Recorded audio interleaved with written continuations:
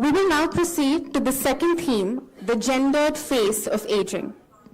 May I please request Ms. Andrea M. Wonar, Resident Country Representative, UNFPA, to join us on the dais. This session will be moderated and chaired by Ms. Wonar, who has dedicatedly worked on programs that have focused on the rights and health of women and girls, giving a voice to marginalized women. We look forward to the discussions of this session. May I also please invite the distinguished speakers of this session, Professor Asha Kapoor Mehta, Dr. Lakshmi Gautam, Mrs. Damayanti V. Tambe, Ms. Abha Chaudhary, and Shri Sonam Mishra to kindly join us on the dais.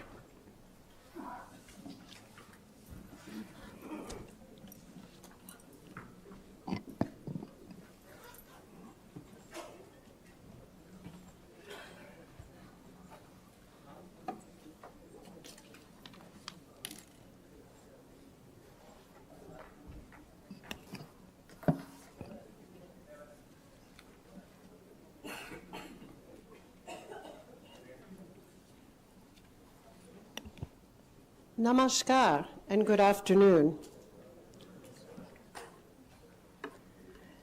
Thank you so much for inviting me here today to chair this very important session on the gendered face of aging.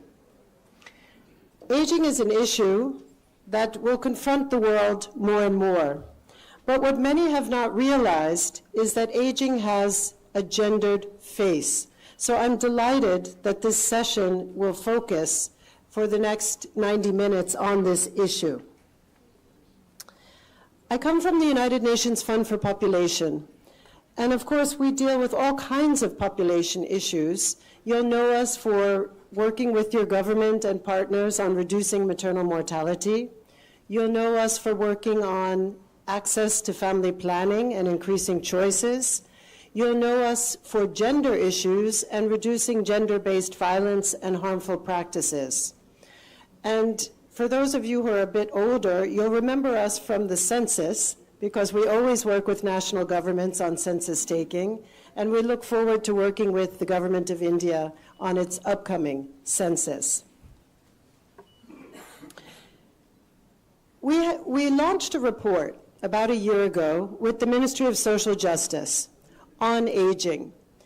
And I have to tell you a little secret. When we launched this report, I wasn't really expecting much, because aging isn't a topic that really attracts a lot of attention, frankly, particularly in a country like India, who just surpassed China, with the largest youth population in the world, with the largest population in the world. The focus has really been on that youth bulge and harnessing that youth bulge. So this report was an update from a 2017 report that was issued. I wasn't expecting much. I didn't think there would be much attention. But much to my surprise, that report was quoted on average 20 times a week for the first 4 or 5 months. And 1 year later, because I get the headlines every day in my inbox, it's still being quoted. So I'm delighted to say that aging is a relevant issue, and it's gained a lot of traction, and attention. So congratulations to the National Human Rights Commission for convening this session and for convening this day to really bring all key stakeholders together and explore the issues that will need to be addressed in order to ensure that India's aging population not only age with dignity, but they are contributing to society. So I have a couple messages for you. The first one is, more elderly women are living longer in the world. And that's, of course, why you created this panel on the gendered face of aging, because we call it the feminization of aging.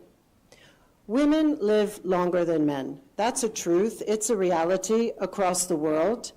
In Asia and Pacific region, it's about 4 years longer for women than men. In India, it's about 2 years. But we see that difference also evolving over time. So the world needs to prepare more for older women, and it needs to prepare for more older women. Or it needs to redesign for elderly women and their rights and choices. The statistics are pretty clear. By 2050, the global number of individuals over 60 and above will double. And I can say it's exactly the statistic for India. The percentage of your population that is elderly will double by 2050. It's not a lot of time, 25 years. And this means that the percentage of those over 65 surpassing the population of children under 5 will happen for the first time in history. So if you think of the aging pyramid that looks like this, it's going to start to flip on its head and look very different. The second issue is happiness or hardship. What's it going to be?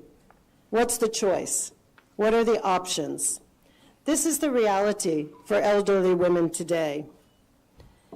And in your concept note for this conference, you talked about poverty being inherently gendered in old age, with older women being more likely to be widowed, living alone, with little or no income and few assets of their own, as well as being dependent.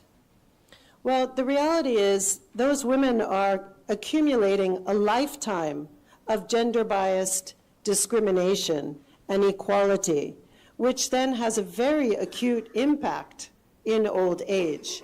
And that's a reality many countries are contending with, not just India.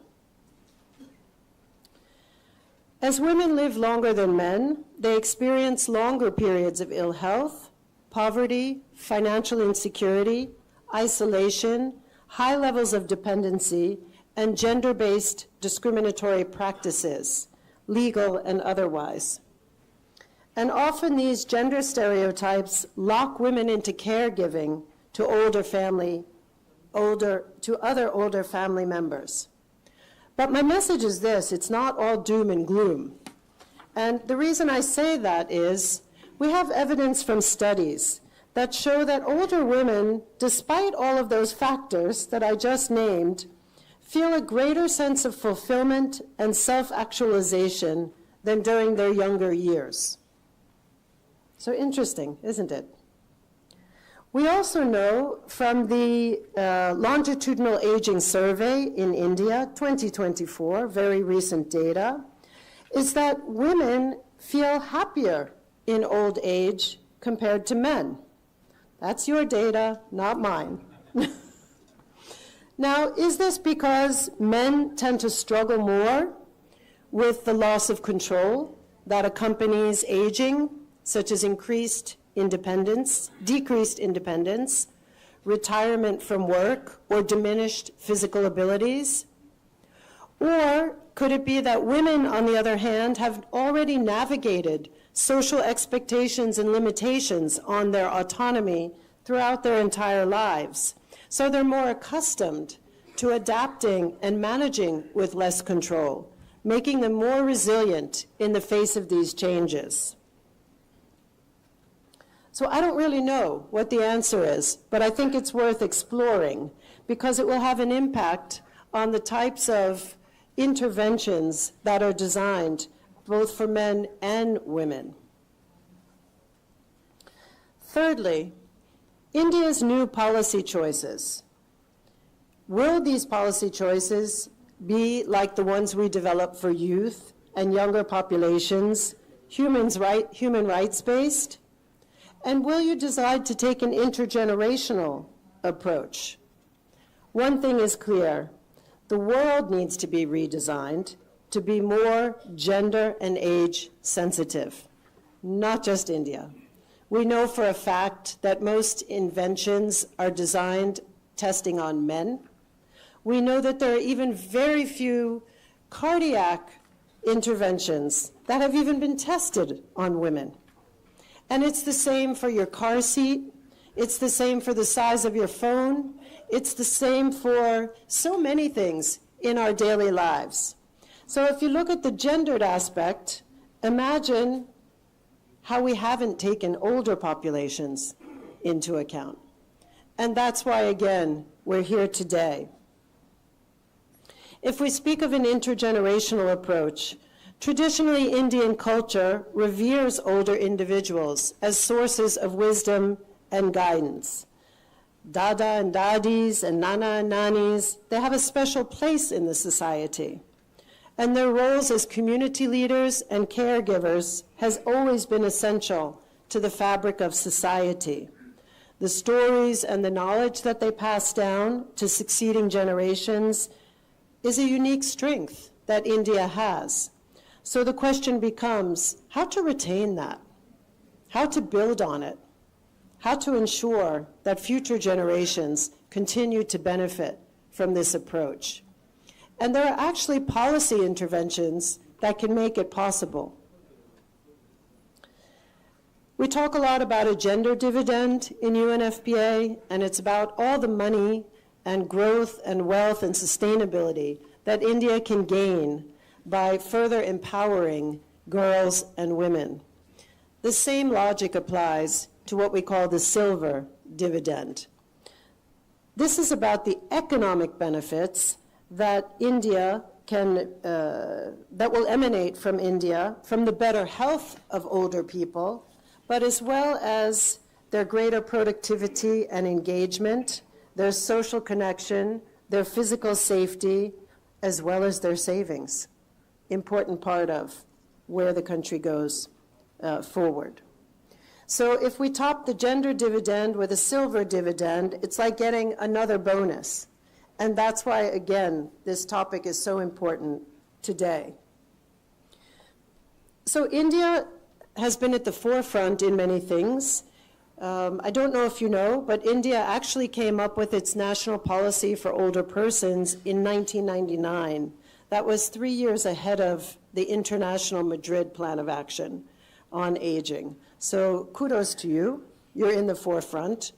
Kudos to you for paying so much attention to an aging population while you're also carrying the world's largest youth population on your shoulders and trying to harness them. This demographic shift won't be easy. It presents a lot of challenges, but it also presents opportunities. I had the pleasure to sit next to somebody at lunch, and I think he presented this morning, who was explaining to me about his app that's been designed for older populations. And it's exactly the kind of thing that we're designing for young people and for women and different categories of people.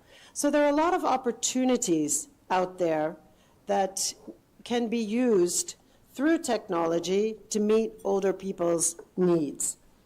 But that also includes healthcare, lifelong learning, and policies that will help older people remain more included and a society that's more inclusive.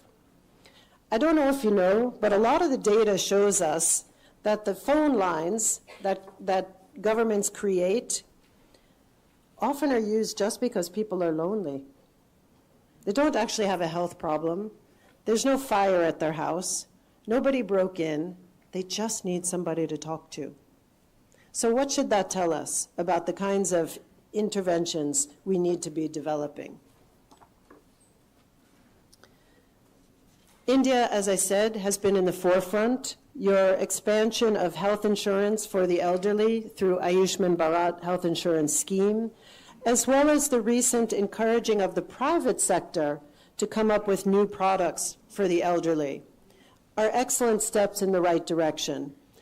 I don't want to pretend that they're the solutions or that they're fully utilized or fully operationalized, but I do want to praise the efforts and the initiatives that are already being made, because this is quite an extraordinary response for the scale and numbers involved here in India. And I think there are lots of new initiatives coming up for pensions, housing, social support, as well as the elderly hotline run by the Ministry of Social Justice. So to say we have an aging population, that's a reality. We have a gendered aging population, that's a reality. We have a sandwiched demographic with a large youth population, but it's not a catastrophe. On the contrary, the older population has a lot to offer. And I do believe that if India wants to achieve its demographic dividend from its youth population, that youth population is so immense, it won't even be possible if the experience and the knowledge of the older population is not harnessed to help bring that very large youth population forward.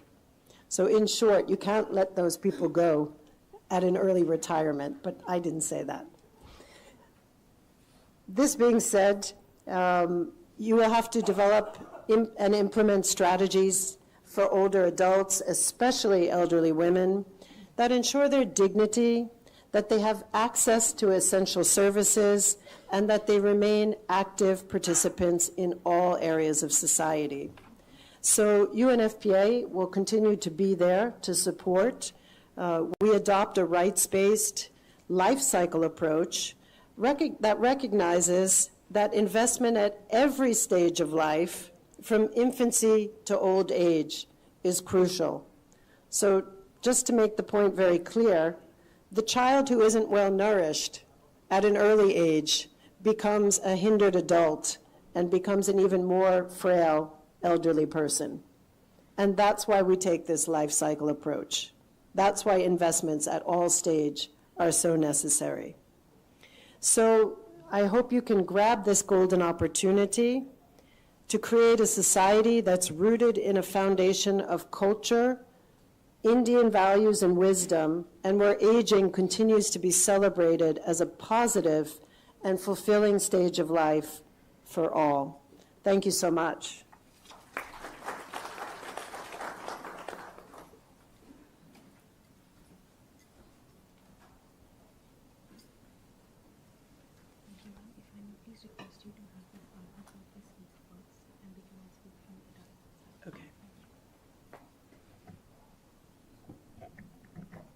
Oops.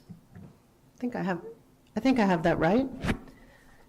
So now, why don't we kick off the panel? We have some very distinguished speakers with us here today.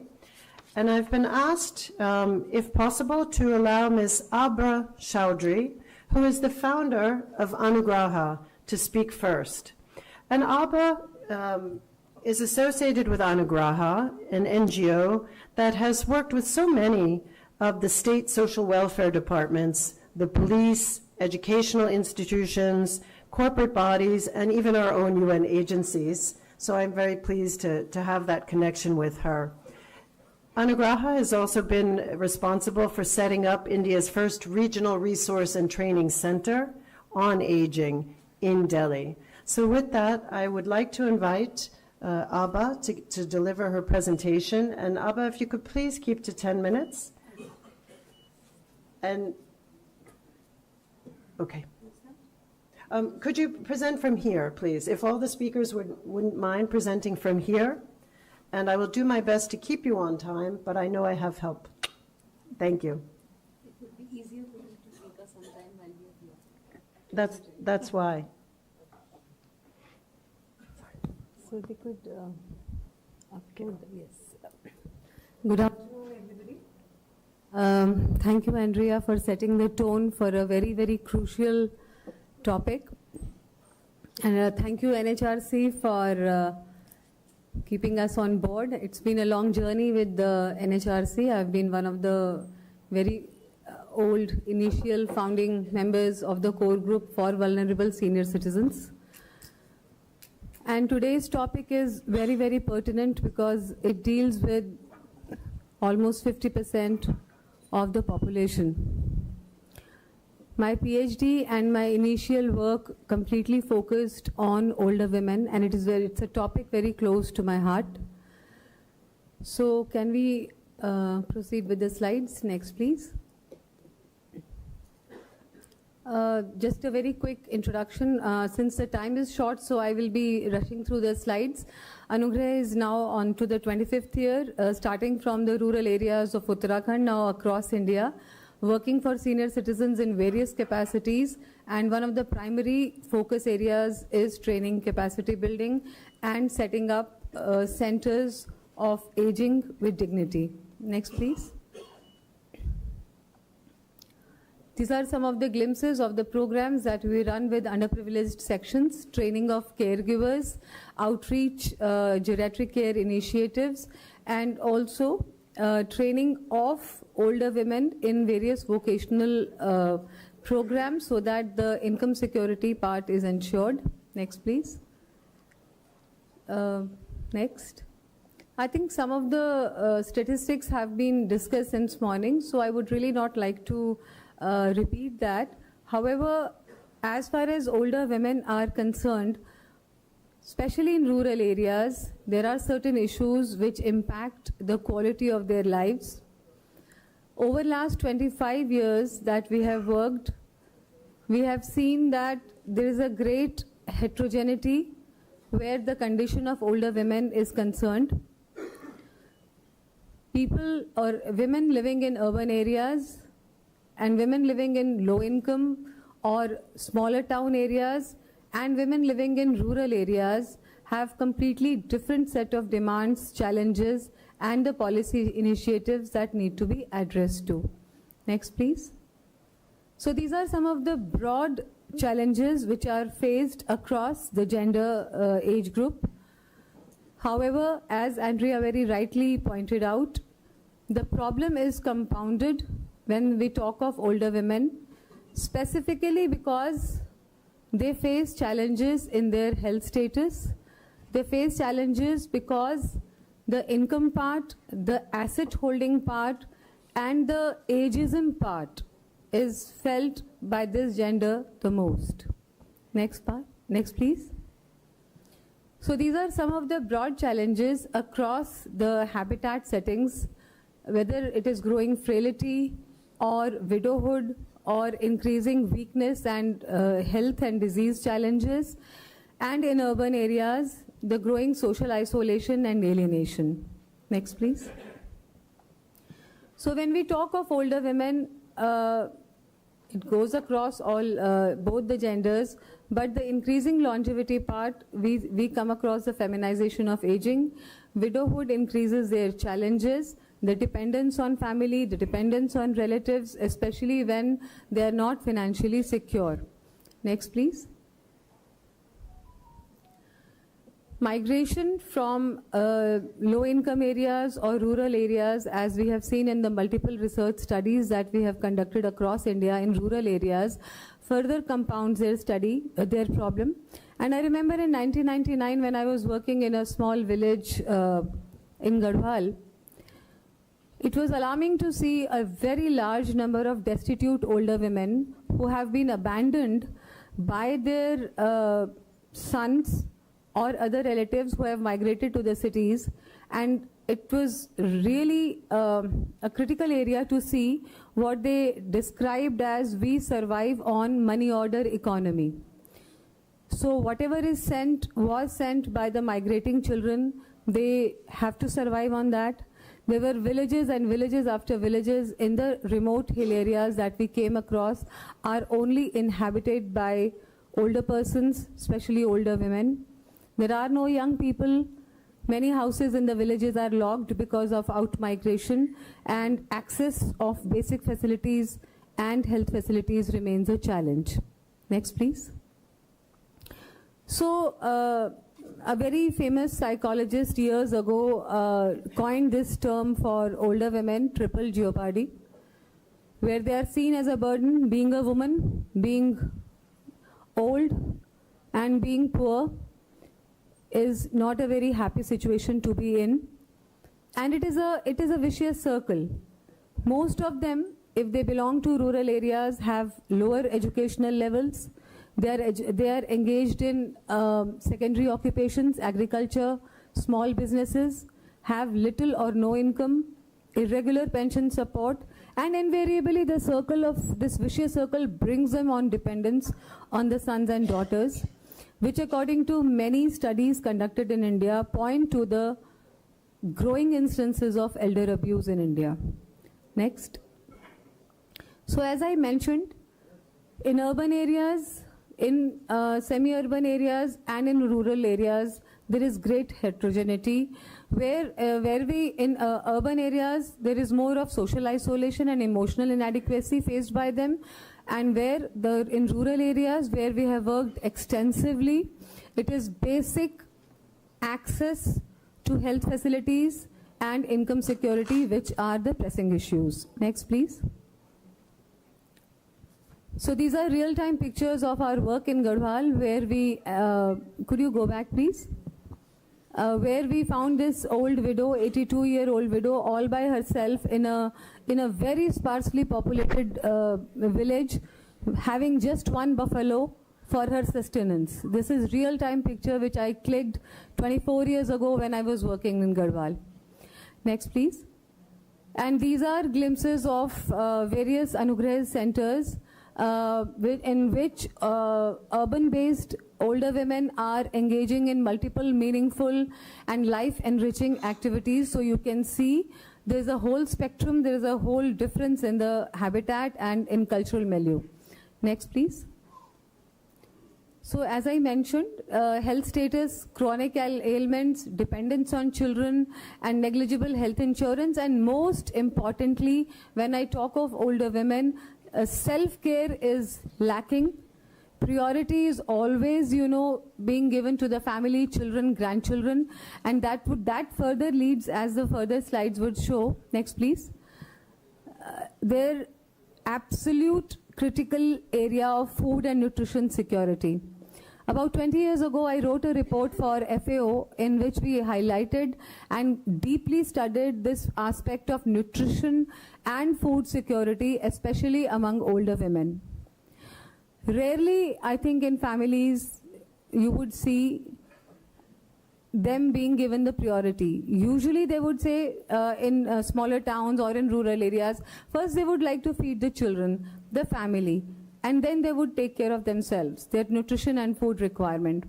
They are the primary caregivers of the family. They are working from dawn to dusk, but their own information about their own menopausal state, their own health status, their own calcium, iron, basic nutrition requirements is usually lacking and also ignored. Next, please. Yes. Next, please. So I would very quickly go through what could be the future responses where we could think of empowering older women.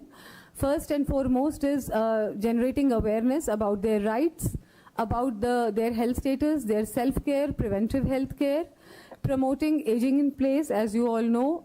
Shifting them to institutional care is definitely not the preferred options among hundreds and thousands of senior citizens. Initiating quality research, which is very, very at nascent stage in India. Having groups of older women like self-help groups or peer groups. Next, please. And these are some of the broad suggestions which for the government agencies regarding income security, regular pensions, easy access to health care, training of primary health care in geriatric care, and also gender related, old age women related specific health issues, and also a cohesive partnership with women's groups panchayats, right from the village level up to the parliament level maybe. Next, please. Just a very quick glimpse on 2 decades of how we have worked with older women and what kind of best practices I'd like to share with you. Next, please. These are glimpses from our various daycare centers where we have really cajoled and implored older women to step out of their homes and their regular household chores to do podcasting, record songs, record their experiences, learn digital, be digitally aware, learn to use smartphones. It was very interesting to see in almost all of our centers that they were still using keypad phones. We trained them in use of smartphones. Next, please. Next, please. These are some of the vocational training courses, from making of sanitary napkins to food preservation, which they are very good at. They are working in Dehradun. Next, please. And also this campaign was launched about 3 years ago, Matri Shakti campaign. India always prides in worshipping women, where we say, Ya Devi Sarva Bhuteshu Matri Rupena Sansthita. So when we say Matri Rupena Sansthita, how do we honor and how do we empower that Matri Shakti? That is the key point. Next, please. I'm almost finishing, almost. So these are the, also we train them in self-defense techniques, in basic life support, CPR. Since they are primary caregivers of their spouse also, so they should be first aware in what should be the emergency relief mechanisms, response mechanisms in times of crisis. Next, please. Recreation, next. These are all grandmothers that you can see on the screen. Next, please. Thank you so much. Next, please. I hope I made the time. Thank you so much, Abba. I think your responses and your recommendations are highly pertinent, and you're obviously, you've operationalized them already, so they're also realistic. I wanted to say on second careers, many other countries, including your large neighbor to the northeast, are experimenting and paying for training for elder persons to have second careers and not waiting until very late. They're actually starting even much earlier. And it's in particular for elderly person who don't have other skill sets than agriculture. So it's something to consider going forward, how to really harness this population who might not have been well harnessed the first time around. Yeah. Thank you so much. Next, I think I'd like to pass to Asha, if that's possible. Asha Kapoor Mehta, who's chairperson of Center for Gender Studies at IHD here in New Delhi. She's been a professor of economics for over 3 decades, and she has conducted research for so many of the pertinent government ministries, as well as UN agencies, and other international financial institutions like the World Bank. So, Asha, over to you. Thank you, Andrea. Andrea said aging has a gender face. And I've worked on poverty. I taught at the Indian Institute of Public Administration for 3 decades or more. And I worked on poverty and on gender budgeting in particular. We conducted a large number of training programs for officers from all ministries of Government of India, departments of Government of India. And so when we had officers representing, for example, the Department of Science or roads and highways, their immediate reaction was, why do I need to know this, and why do I need to do this, and what do I have to do with it? So the people from DST, for example, would say, I do science. Science is gender neutral. And similarly, but the highways and roads, people would say, officers would say, but we build a road, anyone can use a road. The hassle is that, yes, you do science, and yes, you make roads, but you make them for whom is the big question. Who's using that science? Is that science enabling women as well as men? Is it enabling older women as well as younger women? If you're building a road, are you enabling women who are poor and who are not going to drive their cars across the road, But women who are poor and are actually going to cross the road, are you making your roads such that those women too can cross that road without any difficulty? So what kind of design are you using? Is it going to be friendly for people of all sorts of disabilities and abilities, or is it only going to be meant for those who are rich and for women who are young? So those are the sorts of issues that need to be taken on board with every program, every rupee actually, of public expenditure that we make. Who is it for? How is it going to enable? How is it going to enable people of all ages, especially those who are older, because they've really built this society from where it was to where it is today. So what are we going to do for them? Now, before you can actually address any issue, it's important to know and to understand its extent today and plan for its extent tomorrow, and gender gaps that exist today and gender gaps that are going to exist in future. So I know you would have heard a lot of numbers through the day, but I'm going to run a few more by you. So in 2011, 8.1% of males and 8.6% of the female population was over 60. The population projections are that by 2036, 14%, so from 8 we're jumping to 14% of the male population is going to be above the age of 60. 16% of the female population is going to be above the age of 60. In other words, we are doubling the extent to which we need to address this problem as far as women are concerned. It's going straight from 8% of the female population to 16% of the female population a few years down the road. So that's the kind of issue that we need to struggle with. In terms of numbers, in 2011, a little over 50 million men and 50 million women were 60 years and above. And these estimates are expected to more than double by 2036. So from a little over 100 million persons above the age of 60 in 2011, we are going to have 227 million persons, that is 108 million men and over 118 million women above the age of 60. 40% of them are going to be above the age of 70. So the estimates of those who are 70 and older are going to increase from 37.61 million persons in 2011, that is 18.22 million men and 19.39 million women, to 96.54 million persons in 2036. So 43.81 million of them will be men and 52.72 million will be women. There will be 9 million more women than men in the age group 70 plus. So that's what we need to think about, plan for, and ensure that they are fully enabled to lead, enriched, productive, healthy lives. Why are gender gaps a concern? Because firstly, the prevalence of widowhood is much higher among older women.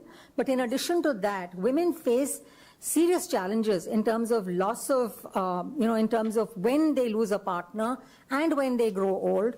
There are issues of depression, anxiety, isolation, and trust, huge trust issues within families. There's a change of status within the family for women, and there are issues of social stigma and discrimination.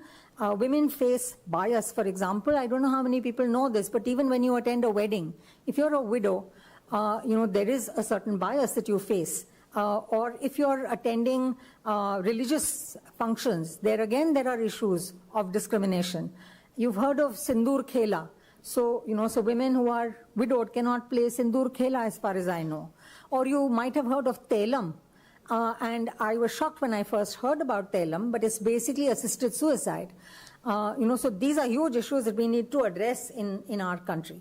And then we have loss of income, loss of financial support, loss of increased vulnerability, and potential or real poverty, inadequacy, in terms of social protection, and exploitation and unpaid care work.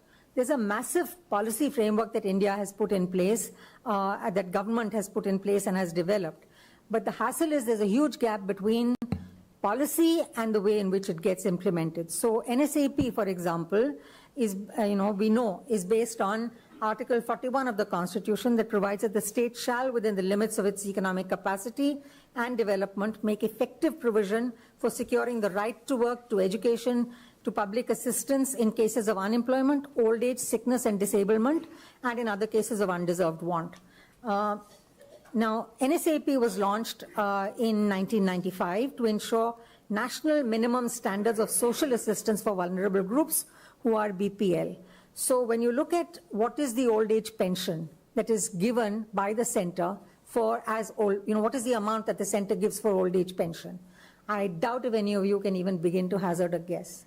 It's 200 rupees is what the center gives.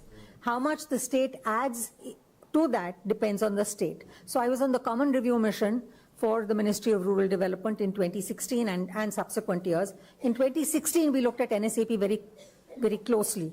And what we found was that if you're an old person, man or woman, living in Andhra, you got 1,000 rupees.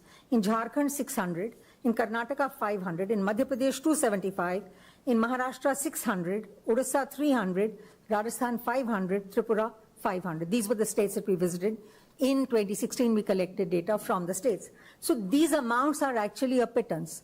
The pension that I get as a retired professor from my institute is many, many, many multiples of this pension. So these are huge issues that we need to tackle, because when you talk about poverty, then the poverty line in 2011-12 was set by the Tendulkar committee at 816 rupees per capita per month for rural areas. Think about time and how, with time, the numbers or the amounts should have increased, but they haven't, at least as far as the center is concerned. States have increased it. So in Madhya Pradesh today, if you're an old person, you get 600 rupees per month. You don't get 275 as earlier. That's because the state has done a top-up. But many other states have and have not followed through. So then there are other issues such as the fear of dependence on children, nuclear families, and feeling unwelcome when you visit your children, fear of morbidity, ill health, lack of functionality, the trade-off between isolation, living alone, finding it difficult to deal with times of ill health versus losing control over decision-making by living with children or others, or getting exploited by them, or being expected to provide unpaid care, or fear of abuse, or fear of loss of land, house, physical, financial assets, and becoming poor, fear of fraud, which is increasingly becoming a huge issue, especially in urban areas, and with mobile phones and smartphones, and the fear of loss of abilities and cognition with age, whether physical, mental, or emotional. Most elderly need assistance and support in order to lead a dignified life as soon as their functionality reduces. There are many other issues, but I think I'll stop there. I got various indications. Okay. Thank you so much, Professor Asha. I think that was a very vivid description of the challenges that older women in particular face. Now, if I may, I would like to pass over, I'm not sure which one I should call on first, Dr. Lakshmi, or, no, on this side, Diamanti. Tambi. Yeah. Yes. You choose. Diamanti ji, please start, okay. And then we'll move to Dr. Lakshmi. She'll start. Is and then everybody happy if I speak in Hindi? It could be mixed, probably. But I'll keep you on time in English. Namaskar to everybody, some of those whom I can't see. मुझे आश्चर्य इस चीज़ का हुआ कि जब age related बात आ रही है उसमें वॉर विडोज एसोसिएशन कहाँ फिट इन होता है.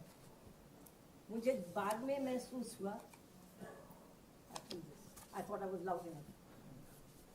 फिर मुझे ये शक हुआ कि sorry, this one? Yeah, the red light. Yeah, sorry, ignorant. फिर मुझे शक हुआ कि किसी ने मेरी उम्र देख ली है, पहचान लिया है, और शायद इसलिए मेरे को ये इनविटेशन आया है that I should take part in this conference. Anyway, I'm very happy to be here. बहुत अच्छी अच्छी बातें all the speakers who have said. But what I would going to talk about is not really, if it's all right, not really about the age. I have to talk because I work in the War Widows Association as the president. And ये संस्था was established in 1972 after 71 war. इसमें सारा काम वीर नारियों के प्रति होता है. We don't call them war widows, we call them Veer नारियां. Veer नारियां are those who have lost their husbands. So उनके प्रति काम होता है, and people जो काम करते हैं उनके लिए they are also वीर नारियां.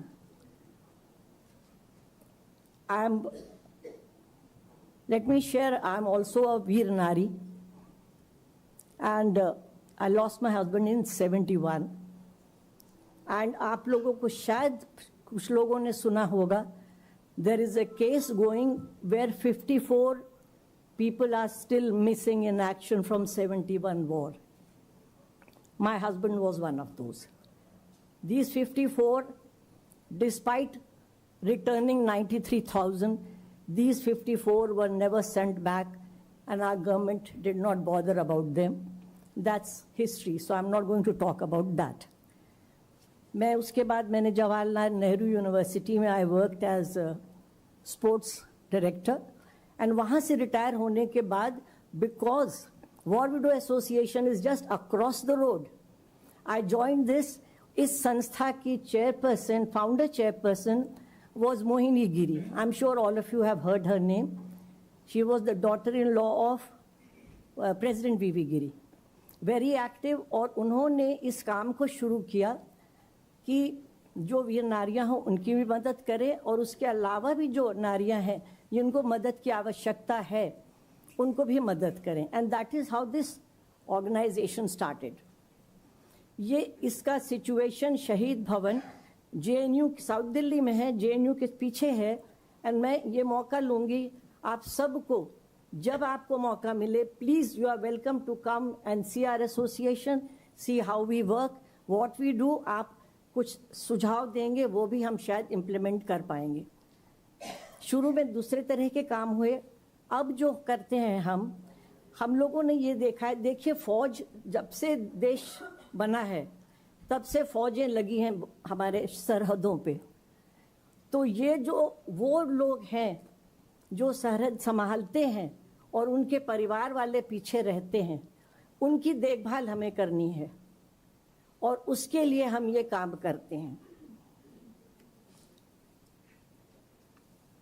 2-3 बार आप लोगों का जो एजेंडा NHRC ने भेजा था उसको हमने पढ़ा, और हमको ये महसूस हुआ कि इस जो सर्वेज हुए हैं, जो एनालिसिस हुई है, कई सालों से ये चल रहा है, बट इसका कोई निचोड़ तो अभी तक नहीं आया है. And I think it's only 2 minutes left. Don't tell me. Anyway, I'll run. Give me just 2 minutes extra. Anyway, हमारा ये, I'm confused now. I'll only say about the cases that we have dealt with, and कैसे उनको मदद मिली है या नहीं मिली है, and कैसे परिवार से ही समस्याएं भी उठती हैं. There have been cases where a widow has been killed by the देवर, उनको ज़मीन मिलनी थी जो होना था. ये सब की समस्याएं हैं. इन समस्याओं को हम हल करने की कोशिश करते हैं. जहाँ तक जो वीर शहीद हो जाते हैं उनके parents face this problem of isolation, कहाँ रहना है, क्या करना है, कैसे समय काटना है, about their health issues are there, and they are सब सुविधा फौज सब देती है, बट फिर भी sometimes we feel it's not enough. दूसरी चीज़ जो मैं कहना चाहूँगी, वो लेडीज़ जो साथ में पेरेंट्स नहीं, ओनली वीर नारी बची है और उनके बच्चे भी घर के बाहर हैं. हम लोगों ने कई स्किल सेंटर्स वगैरह कोशिश करे थे to keep them busy and keep them occupied and help them out, but nowadays इतना सब चेंज हो चुका है that they don't need that. Pension के सहारे जीती हैं, और उनकी जो समस्या होती है they come to us, we are open pan India, और हम उनका मदद करना चाहते हैं.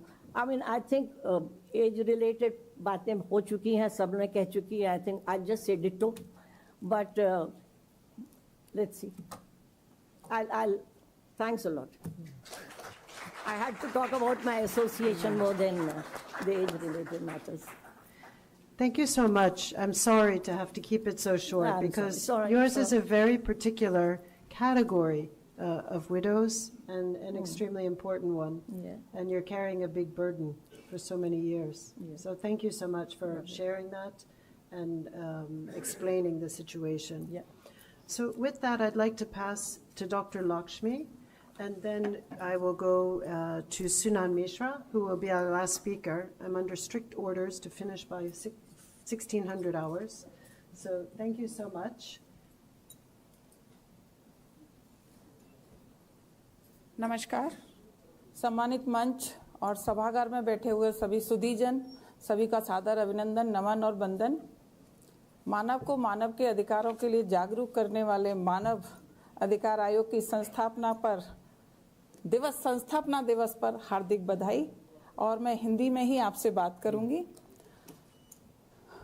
आप काफी देर से सुन रहे हैं और आज का जो विषय रखा गया है कि बुजुर्गों के अधिकार।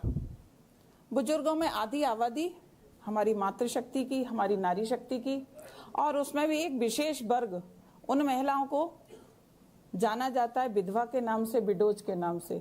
मैं सुबह से सुन रही हूँ, हमारे माननीय उपराष्ट्रपति महोदय साहब ने भी विडोज के ऊपर बोला, उसके बाद फर्स्ट सेशन में भी बोला गया, और अभी भी लगातार हर स्पीकर अपने उसमें एक विधवा शब्द को उनकी वेदना को समझकर और उनके मानवीय अधिकारों के लिए हम क्या कर सकते हैं, इस पर सोचा जा रहा है, समझा जा रहा है, चिंतन भी किया जा रहा है। मैं भी उसी विषय में आपसे बोलना चाहती हूँ, क्योंकि मैंने हर उस पल को जिया है इन माताओं के साथ। कान्हा की नगरी वृंदावन से आई हूँ, तो शायद आप जानते होंगे कि वृंदावन में ऐसी माताएं बहुसंख्यक हैं, और इसके लिए काफी समय से सरकार के द्वारा प्रयास किए जा रहे हैं। पिछले 10 साल में इन माताओं के वेलफेयर ने इसके लिए जितना काम हुआ है, शायद वो बहुत बेहद प्रशंसनीय है। बात करूं 2011-12 की, नालसा, जो सुबह भी जिक्र आया था एक घटनाक्रम में, राष्ट्रीय विधिक सेवा प्राधिकरण का एक सर्वे इन माताओं के लिए वृंदावन मथुरा में गया, और सुप्रीम कोर्ट के माननीय जज साहब ने उस सर्वे को वृंदावन में भेजा था, और ये मेरा सौभाग्य था कि मैंने उस सर्वे को किया था और इन माताओं के नजदीक जाने का मुझे अवसर मिला था। वैसे मैं वृंदावन की हूं, तो क्योंकि सालों से, वर्षों से, सैकड़ों वर्षों से ये माताएं वृंदावन की ओर आती हैं और शायद मोक्ष की कामना से आती हैं। मैंने अपने आसपास सफेद साड़ी में लिपटी हुई, जिनके सर पर बाल नहीं है, जिनके माथे पर सिंदूर नहीं है, जिनके हाथ में सुहाग का कोई चिन्ह नहीं है, ऐसी विधवा माताओं को अपने बचपन से देखा है।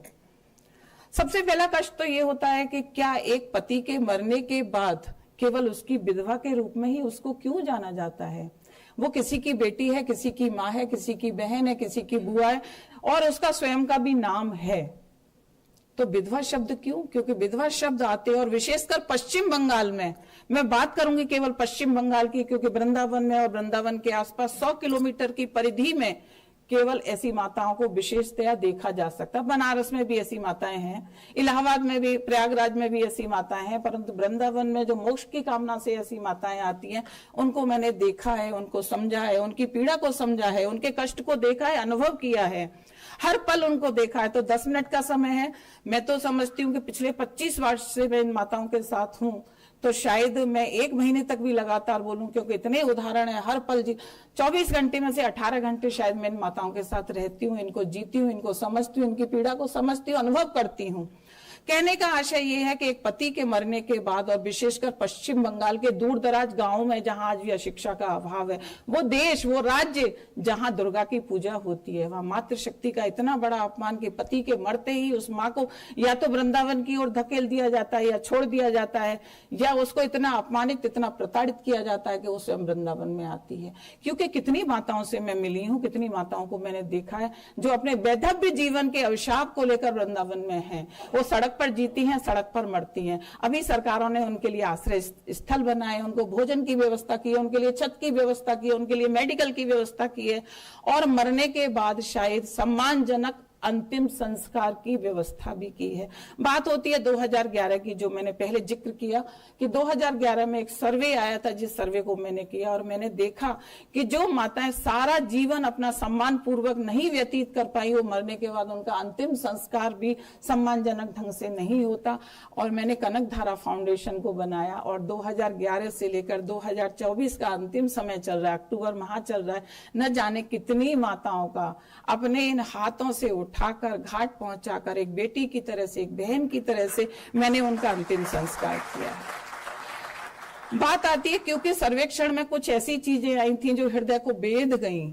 वो महिला किसी के परिवार की बेटी है, ये दुर्भाग्य है उसका कि वो विधवा हुई और वो वृंदावन में आई, परंतु उसका ये दुर्भाग्य तो नहीं कि सारा जीवन वो कष्ट झेलती रही, सम्मान नहीं पाया, अपशक्नी की तरह से अपने आप को उसने पाया। समाज में जहां उसके परिवार में उसका विवाह होता है, उसके पोते का विवाह होता है, उसके बेटे का विवाह होता है, उसकी बेटी का या रिश्तेदार का विवाह होता है, तो उसको कमरे में बंद कर दिया जाता है, उसको निकाला नहीं जाता क्योंकि वो अपशक्नी है। ये मानव अधिकार की बात हम करें तो मेरा निवेदन यही है, क्योंकि आज मैं इस मंच से मुझे बोलने का मौका मिला है, मुझे मौका दिया गया है। मैंने पहले भी कई मंचों से इस बात को कहा है, क्योंकि इस पीड़ा को मैं हर पल झेलती हूँ। उन माँ की आंखों के आंसू देखती हूँ कि जो अपने बच्चों से मिलने के लिए तड़पती हैं, रोती हैं। और पश्चिम बंगाल से ज्यादातर माताएं आती हैं।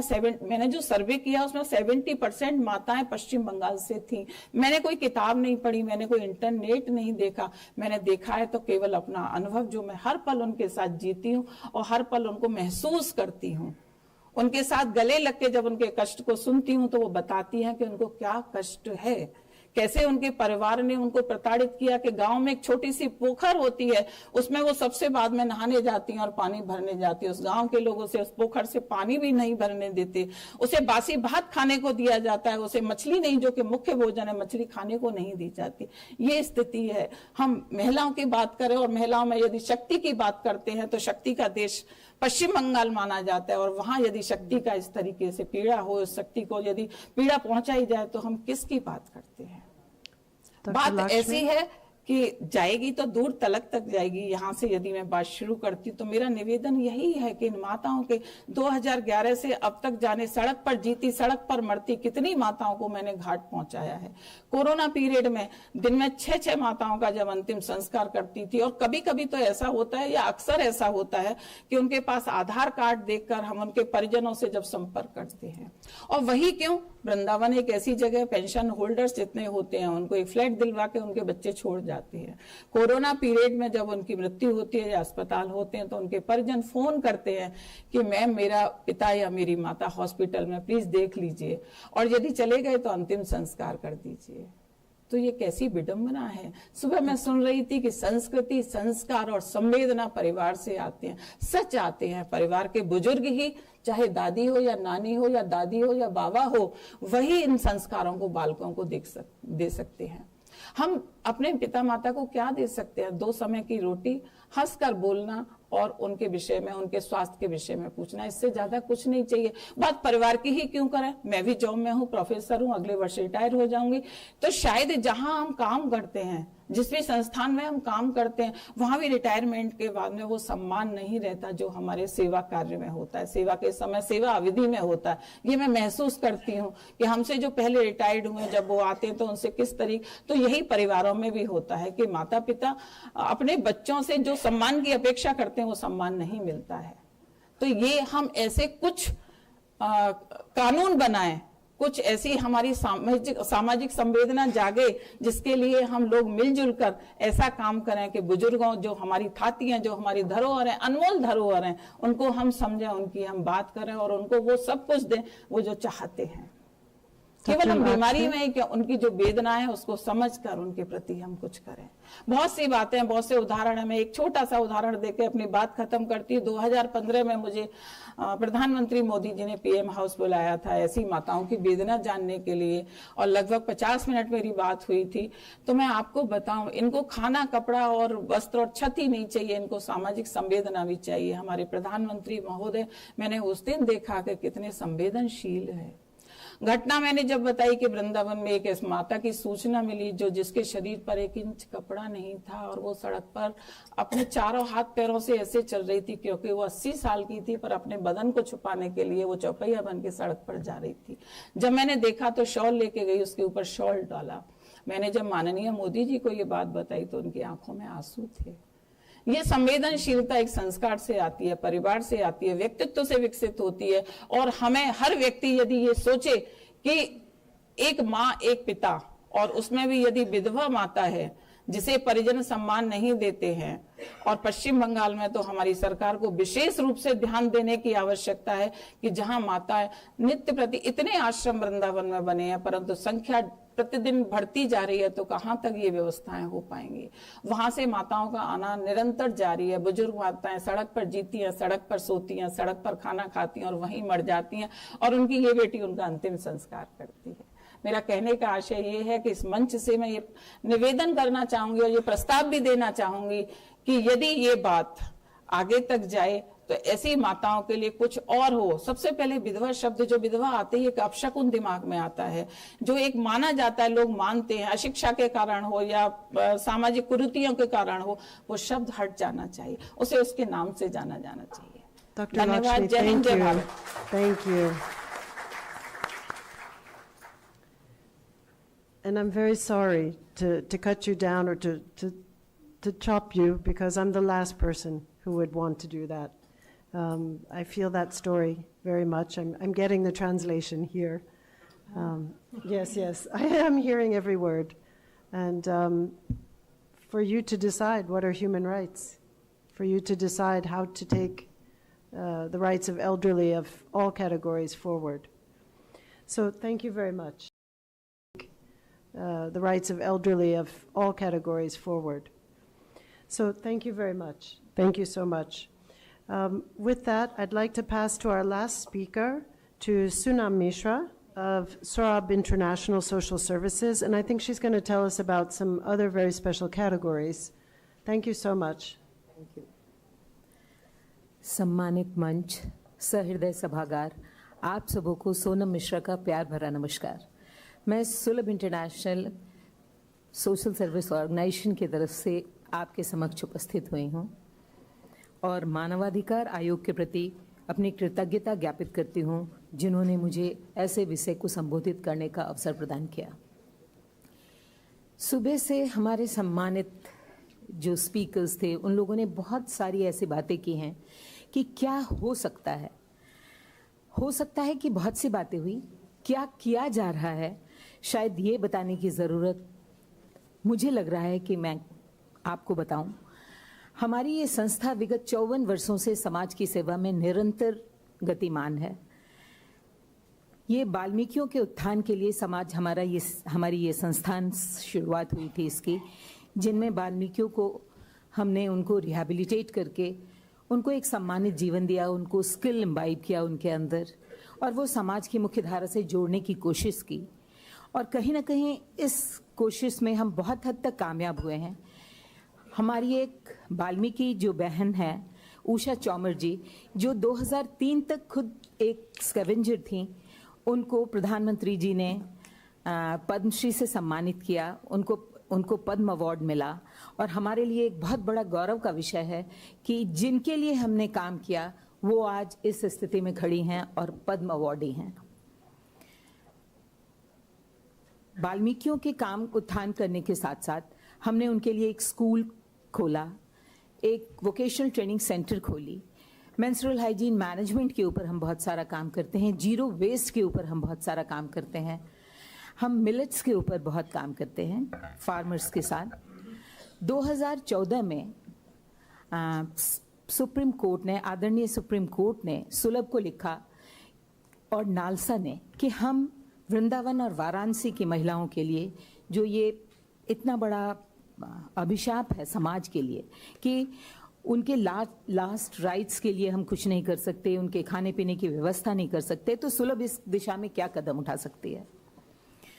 हमारे आदरणीय फाउंडर स्वर्गीय पद्म विभूषण डॉक्टर बिंदेश्वर पाठक जी ने सुप्रीम कोर्ट के उस पत्र को आदेश माना और उसी समय उन्होंने 5 सरकारी आश्रमों को अडॉप्ट किया वृंदावन में, ऐसे वाराणसी में, देवली में, अलग अलग जगह जहां हमारी जितनी क्षमता थी उस क्षमता से हमने उन सब आश्रम को अडॉप्ट किया जितना हमसे हो सकता था। और हमने उन माताओं को उनके रहने खाने की मतलब वो आश्रम में तो हैं, उनके खाने की व्यवस्था, उनके लिए स्टाइपेंड, उनको हमने स्किल सिखाया छोटा छोटा, भगवान के कपड़े बनाने, माला बनाना, जिसके लिए रॉ मटेरियल्स हम उनको देते हैं। और हमारी 4 मेडिकल वैन है वहाँ पे, डॉक्टर हैं, स्टाफ हैं, सब उनकी सेवा करते हैं। आज आपको बताते हुए मुझे बहुत गर्व हो रहा है कि वो माताएं होली खेलती हैं, फूलों की होली खेलती हैं, दिवाली मनाती हैं, उनका फैशन शो होता है, डिफरेंट एम्बेसीज में उनको इनवाइट किया जाता है और वो बहुत सम्मान के साथ तब जी रही हैं। लेकिन विडंबना देखिए कि जैसा लक्ष्मी मैडम ने कहा कि 60% 70% लोग वेस्ट बंगाल से आते हैं, तो वहीं 30% लोग उड़ीसा से भी हैं। और जिन बच्चों ने उन्हें घर से निकाल दिया, हमारे फाउंडर साहब ने ये कहा कि ये सालों से अपने घर से दूर हैं और इनको एक मौका ऐसा जरूर मिलना चाहिए कि ये अपने मातृभूमि जाएं और वहां दुर्गा पूजा देखें। आज से 3 साल पहले 8 फ्लाइट में भर के उनको कलकत्ता ले जाया गया और उनको जो इन 2014 से अब तक जो स्टाइपेंड मिला था, उन माताओं ने वो अपने कपड़ों की थैलियों में बांध के, और जो बच्चे उनसे मिलने आए जिन्होंने उन्हें घर से निकाला, उनको उन्होंने दे दिया। जो साड़ियां उनको इतने सालों में मिली थी वो साड़ियां उनको दे दी। तो ये तो मातृशक्ति है कि जिसने इतनी उपेक्षा की उस माता की, जो एक रोटी तक नहीं दे सका, जो उनकी औलादें उनके लिए कुछ ना कर सकें, इतने सालों में जो सम्मानित जीवन एक संस्था ने कोशिश की उनको देने की, उनको एक सहयोग राशि दी ताकि उनको उपेक्षित ना महसूस हो, उस पैसे को भी उन्होंने अपने बच्चों के ऊपर लुटाया। तो बहुत ज़्यादा इसके ऊपर कहना बहुत मुश्किल है, हम सब कोशिश ही कर सकते हैं और हमारी संस्था लगातार इन विषयों में जितनी हमारी क्षमता है उससे हम काम करते हैं। हमारा मानना ये है कि एकल समाज, जो हमारा एकल परिवार का जो ये हमारा ट्रेंड हो गया है, इस वजह से शायद ये परेशानी बहुत ज़्यादा हो गई है। क्योंकि अगर जॉइंट फैमिली सिस्टम थी तो हर कोई, उनके बेटे, बहू, बच्चे सब उसकी देखभाल करते थे और उनको किसी सोशल सिक्योरिटी की और किसी पेंशन की ज़रूरत नहीं होती थी।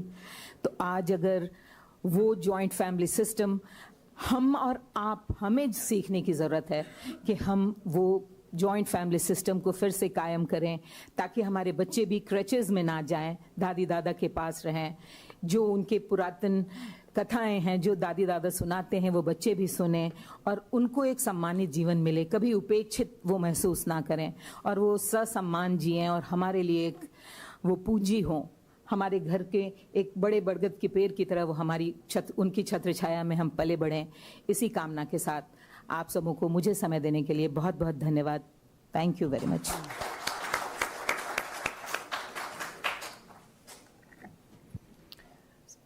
Thank you so much for those experiences, Sonam. I think it's time we have to conclude, but to conclude such an emotional session, isn't it? I just want to say, an India that benefits from a gender dividend and a full silver dividend using a human rights-based approach for all will be a very powerful India. So with that, I leave you to the next session. Thank you.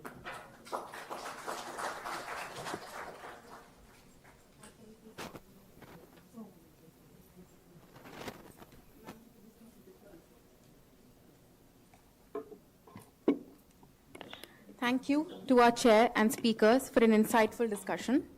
May I now please request Shri Joginder Singh, Registrar Law, NHRC, to kindly come to the dais and present a memento as a token of appreciation to our distinguished chair and speakers. Sir. Ms. Andrea M. Wonar.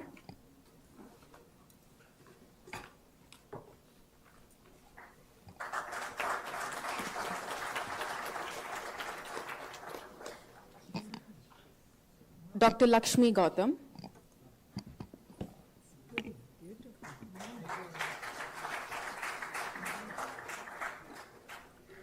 Professor Asha Kapoor Mehta,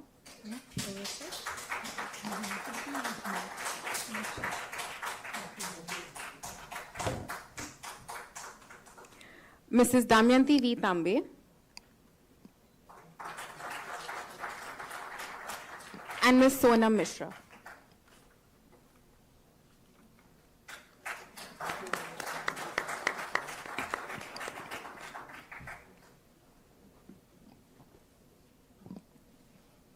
Thank you so much. Thank you, Chair. Thank you, panelists.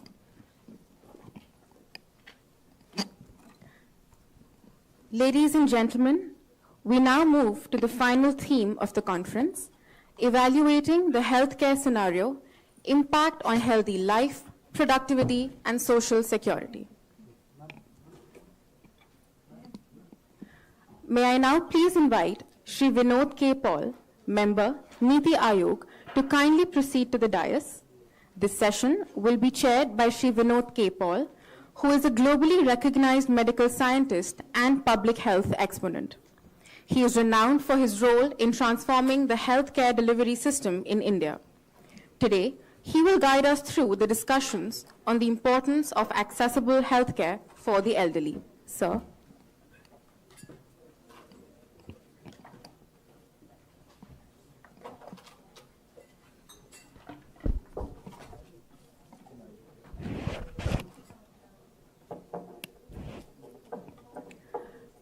May I also please request the distinguished speakers of the session, Dr. Sanjay Wadhwa, Dr. Prasoon Chatterjee, Dr. G.P. Bhagat, and Mr. Himanshu Jain to kindly come to the dais.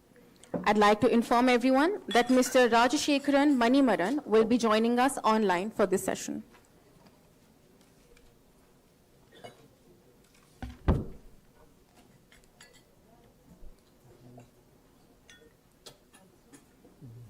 Who's coming, joining? Tanmay is not there. किसी को ले लेते हैं.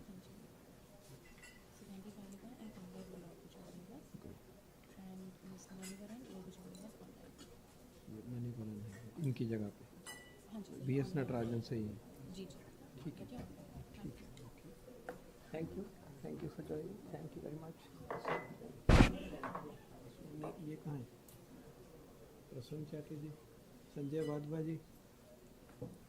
संजय वाधवा जी, Prasoon,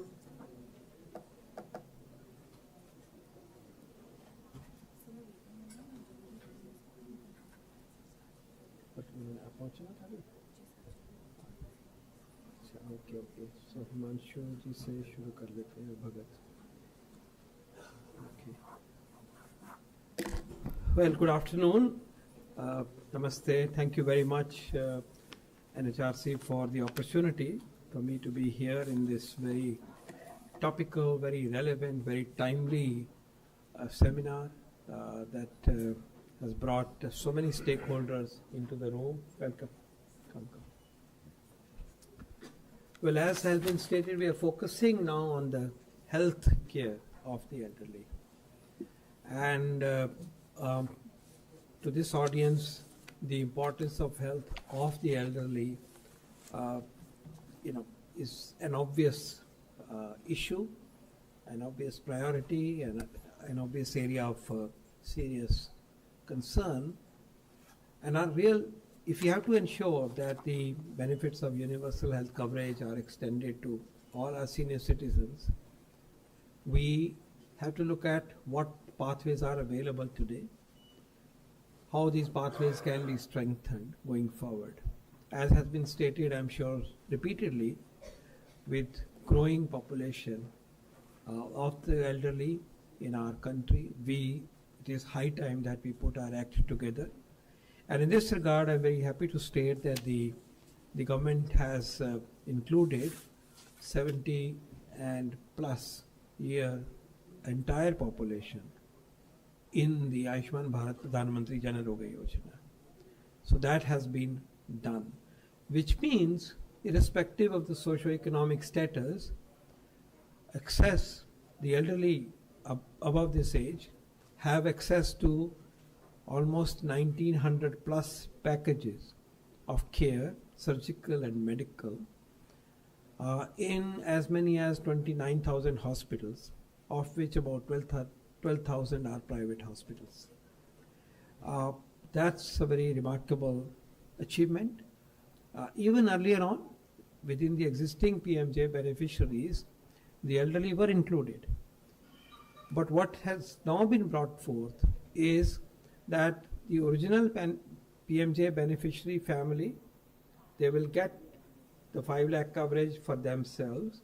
For the elderly in the family, 1 or 2 as the case may be, additional 5 lakh is now available for these senior individual, one senior citizen or more senior citizens, and this doesn't have to be shared with the rest of the family. And the second part is that whether you were part of PMJ beneficiary system earlier on or not, if a household has elderly, those elderly individuals, citizens of India, who have contributed to the nation throughout their lives, are now covered with a ₹500,000 rupee coverage. I'm happy to answer more queries on this if if need be.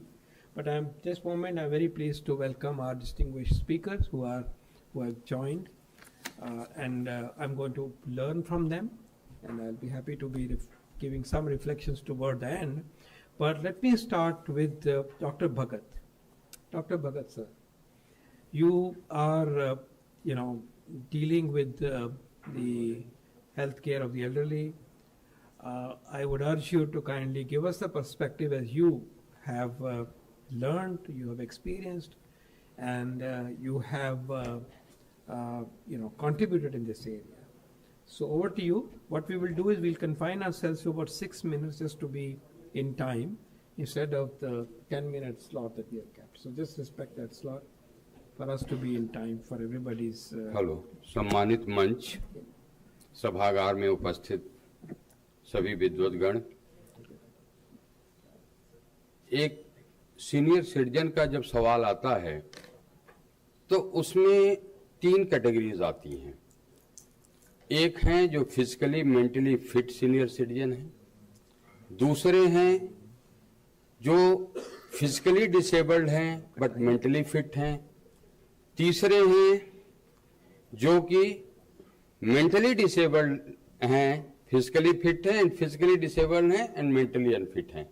ये दोनों problem है। और एक group ऐसा है जो physically and mentally दोनों disabled है।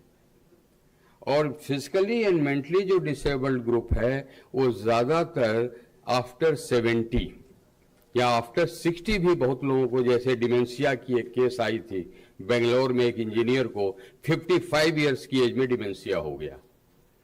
तो जितने भी डिमेंशिया, अल्जाइमर, साइकियाट्रिक प्रॉब्लम के जो बुजुर्ग हैं और साथ में अगर वो पैरालाइज हो जाते हैं, फ्रैक्चर हो जाता है, तो ऐसे लोगों की जो घर में, नो डाउट बहुत से परिवार ऐसे हैं जो खूब सेवा करते हैं, सारी सुविधाएं रखते हैं, बट मैंने बहुत लोगों को देखा है कि उनकी अबेंडनिंग हो जाती है, उन्हें घर से निकाल दिया जाता है। और शायद मैं 2003 से इस काम की शुरुआत किया हूं, जो मैं रेस्क्यू करता हूं, सड़कों से उठाता हूं। और मैं चाहूंगा कि अगर मेरी वीडियो दिखा देंगे, 2 मिनट की है, तो उसमें आप लोगों को पता चलेगा कि कैसे हम लोग पूरी रात 24/7 हमारी गाड़ियां चलती रहती हैं और दिल्ली की सड़कों पर गर्मी हो, सर्दी हो, बरसात हो।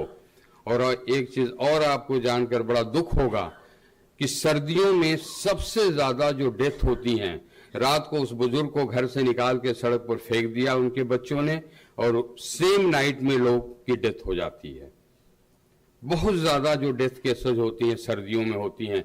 बारिश के दिनों में बुजुर्ग बारिश के अंदर बैठे हुए भीग रहे। मैं बहुत लोगों को रेस्क्यू किया हूं, खुद जाकर उठाता था सड़कों से, और मोर देन 10,000 लोगों को कम से कम हम लोग उठाकर ले आए, कीड़े पड़े हुए, सड़े गले अंग, चल फिर नहीं सकते, गिर गए सड़क पर, जो है कुछ कोई इलाज नहीं हुआ, कुछ नहीं हुआ, कौन पूछता है। एक ऐसा ग्रुप है, क्या वो ह्यूमन राइट्स, उनका कोई राइट्स नहीं है, उन बुजुर्गों को बिल्कुल निगलेक्टेड हैं, उनको कोई देखने वाला नहीं है। अभी कुछ समय पहले एसोसिएट प्रेस ने अमेरिका से आकर के उनकी टीम हमारे ओल्ड एज होम को कवर किया और आज वो पूरे वर्ल्ड में एक बहुत सारे न्यूज़पेपर में हमारा कवरेज आया कि शियोज is bringing dignity to the abandoned in India. उनकी कोई डिग्निटी नहीं, क्या उनका कोई राइट्स नहीं है? वो बुजुर्ग जो अपने परिवार को आगे बढ़ाया, बहुत सारे मैनेजर, इंजीनियर, प्रोफेसर, साइंटिस्ट, और अभी आप देखेंगे वीडियो में ग्रैंडसन ऑफ राष्ट्रपिता Mahatma Gandhi, he was scientist in NASA, वो भी मेरे ओल्ड एज होम में रहे। और जब वो थे उस समय हमारे माननीय प्रधानमंत्री जी ने अपने एक मिनिस्टर को भेजा और जाकर उनसे बातचीत किए। ठीक है, गुजराती में बातचीत हुई थी, और लेकिन एक बात जो है बार बार प्रधानमंत्री जी कहते थे कि अगर आपको किसी मदद की जरूरत है तो आप जरूर बताएं, और गांधी जी यही कहते रहे कि नहीं, मैं डॉक्टर भगत के पास बहुत खुश हूं। तो जब एक इतने बड़े साइंटिस्ट की, एक राष्ट्रपिता महात्मा गांधी के ग्रैंडसन की ये हालत हो सकती है कि उन्हें ओल्ड एज होम में जाना पड़ा, और तमाम हमारे देश के नागरिक वो सड़कों पर दम तोड़ रहे हैं, हम लोग रेस्क्यू करके ले आते हैं। आज हमारे ओल्ड एज होम में मैंने ट्राई किया है एक मॉडल डेवलप करने का कि कैसे हम जो एज रिलेटेड डिजीज हैं उनको ग्रो करने से कैसे हम उसमें कुछ स्पीड उसकी कम कर सकते हैं। मेरे पास 90 इयर्स 100 इयर्स के लोग हैं, बट 60 to 80 तक हमने रोक दिया, जो वो 80 के बाद ही 90 के बाद वो डिमेंशिया हो रहा है। उसके लिए हमने एक मॉडल डेवलप किया, वो जरूर आपको शायद वीडियो अगर इन लोगों ने दिखा दिया तो आप लोग देखिएगा कि उसमें हम क्या करते हैं। उनको एक इन्वायरमेंट दिया, हमने नेचर के करीब ले गए, गंगा के किनारे बिल्कुल नेचुरल वातावरण में ले गए। वहां हमने अपनी गौशालाएं बनाई, वहां पर ऑर्गेनिक फार्मिंग किए। उन बुजुर्गों को किस तरह से रखा गया, और सबसे ज्यादा लव एंड अफेक्शन, उनको प्यार से डील करना, जिससे कि उनका जो है जो एक तो हीलिंग इतनी जल्दी हुई, क्योंकि तमाम इतनी हाई डोज एंटीबायोटिक्स देना पड़ा, सड़े गले अंग के में 75% केसेस तो इसी तरह के आते हैं। लेकिन जब वो आ गए आश्रम में, उसके बाद मैं आज इस मंच से यही कहना चाहता हूं, और हमें बड़ी खुशी है कि नीति आयोग से भी आप आए हुए हैं, जहां पॉलिसीज बनती हैं। क्या उन बुजुर्गों का कोई राइट नहीं है? क्या उनको आयुष्मान नहीं मिलना चाहिए? क्योंकि वहां एक कैसे वो प्रूफ करेंगे कि दे आर 70 एज के हैं, उनके पास कोई आइडेंटिटी नहीं है, they are abandoned, they are neglected, पर उनको कैसे मिलेगा ये? अगर गवर्नमेंट ने सबके लिए आफ्टर 70 के बाद अगर दिया है तो वो बुजुर्ग, क्योंकि उसमें से अल्टीमेटली बहुत सारे बुजुर्ग जो आज अच्छे तरीके से हैं घर में, लेकिन जिस दिन वो पैरालाइज्ड हो जाएंगे, जिस दिन उनकी मेमोरी लॉस हो जाएगी, बहुत कम बच्चे उन्हें अपने घर में रखेंगे। मैं समझता हूं कि अल्टीमेटली उन बुजुर्गों को भी अबेंडनिंग का सामना करना पड़ेगा। तो उनके लिए कोई रास्ता होना चाहिए। क्या उनको वोटर राइट्स नहीं है? वो भी तो, उनकी भी तो एक लाइफ है, उनको भी कोई रिकॉग्नाइज करे। जब वोट देने कोई व्यक्ति जाता है तो उसकी एक वैल्यू होती है, यही एक कीमत है। वोट राइट्स की बहुत बड़ी कीमत हो, बट दे डोंट हैव, उनके पास कोई वोट राइट का अधिकार नहीं है, पड़े हैं आश्रम में, कोई नहीं पूछता। तो ये दो चीजें मैं माननीय महोदय से मैं चाहूंगा, चेयरपर्सन हमारे हैं, कि आप नीति आयोग में हमारी दो डिमांड है। पहली डिमांड कि उनको आयुष्मान कार्ड जरूर जो है उनको इशू किया जाए। They don't have any proof, हम एनजीओ के लोग हैं, हम उसको जो है अपना स्टैंप लगाएंगे, कुछ भी करेंगे, वी विल राइट। और हम झूठ नहीं क्यों लिखेंगे? ठीक है, 70 के हैं, अगर 70 पर आप स्ट्रिक्ट होना चाहते हैं, अदरवाइज सभी अबेंडेंट ओल्ड का आयुष्मान होना चाहिए। ये मैं एक रिक्वेस्ट के तरीके से मैं आपसे कहना चाहता हूं। दूसरा, वोटर राइट्स होना चाहिए उनका। ये बिल्कुल, चाहे ब्यूरोक्रेसी में लैप्स हो, शायद मैंने सुना था कि सुप्रीम कोर्ट ने ऑर्डर एक बार पास किया था कि सभी को वोटर का अधिकार होना चाहिए, वोटर राइट्स, लेकिन वो आज तक नहीं मिला। मेरे पास 500 से 600 लोग हैं इस समय फिलहाल हमारे 3 सेंटर हैं, 2 दिल्ली में हैं। शायद दिल्ली का सबसे बड़ा सेंटर अभी हमने शुरू किया है ओखला में, एक हमारा जो है सरता विहार के पास है, और हिंदुस्तान का शायद सबसे सुंदर और सबसे बड़ा होम जो है हम गढ़मुक्तेश्वर में गंगा के किनारे रन करते हैं। तो तीसरी बात जो मेरी आती है वो ये है कि अल्टीमेटली तो हम सभी लोगों को एक एज के बाद, मैं बताऊं, एक एग्जांपल देता हूं मैं आपको। मेरे फादर 108 इयर्स के हैं और मैं खुद 65 का हूं। आज मैं अपने फादर का केयर कर रहा हूं और रात को कम से कम मैं 1.5 साल से 4 घंटे मुश्किल से सोता हूं। अब देखिए कि जब इस एज में जाने के बाद अगर कोई फैसिलिटीज नहीं मिलेगी, कोई केयर करने वाला नहीं होगा बुजुर्गों का, तो कैसे काम होगा? कहीं न कहीं कुछ ऐसी ऑर्गेनाइजेशन बनाई जाए, या जो ऑर्गेनाइजेशन ऐसे काम कर रहे हैं, मैं किस बात पर आना चाहता हूं, वो CSR के ऊपर आना चाहता हूं। क्योंकि CSR में जैसे suppose we are running the biggest home in India, इससे बड़ा शायद कोई सेंटर नहीं है जो अबेंडेंड या डेस्टिट्यूट एल्डरली हैं उनके लिए। तो अगर आप देखें कि जो CSR की फंडिंग है ये हर सेक्टर में बहुत ज्यादा है, बट एल्डरली के केस में सबसे कम अगर कोई CSR फंडिंग है तो एल्डरली के केस में है। क्यों ऐसा है? कुछ ना कुछ तो गवर्नमेंट, मैं कहता हूं आप डेवलपमेंट में बच्चों के लिए 80% आप जो है डायरेक्ट करिए आप कंपनीज को, बट एटलीस्ट 20%, 10% समथिंग यू से कि जो अबेंडेंड एल्डरली हैं, जो NGOs उनकी देखभाल करते हैं, जो उनके लिए काम करते हैं।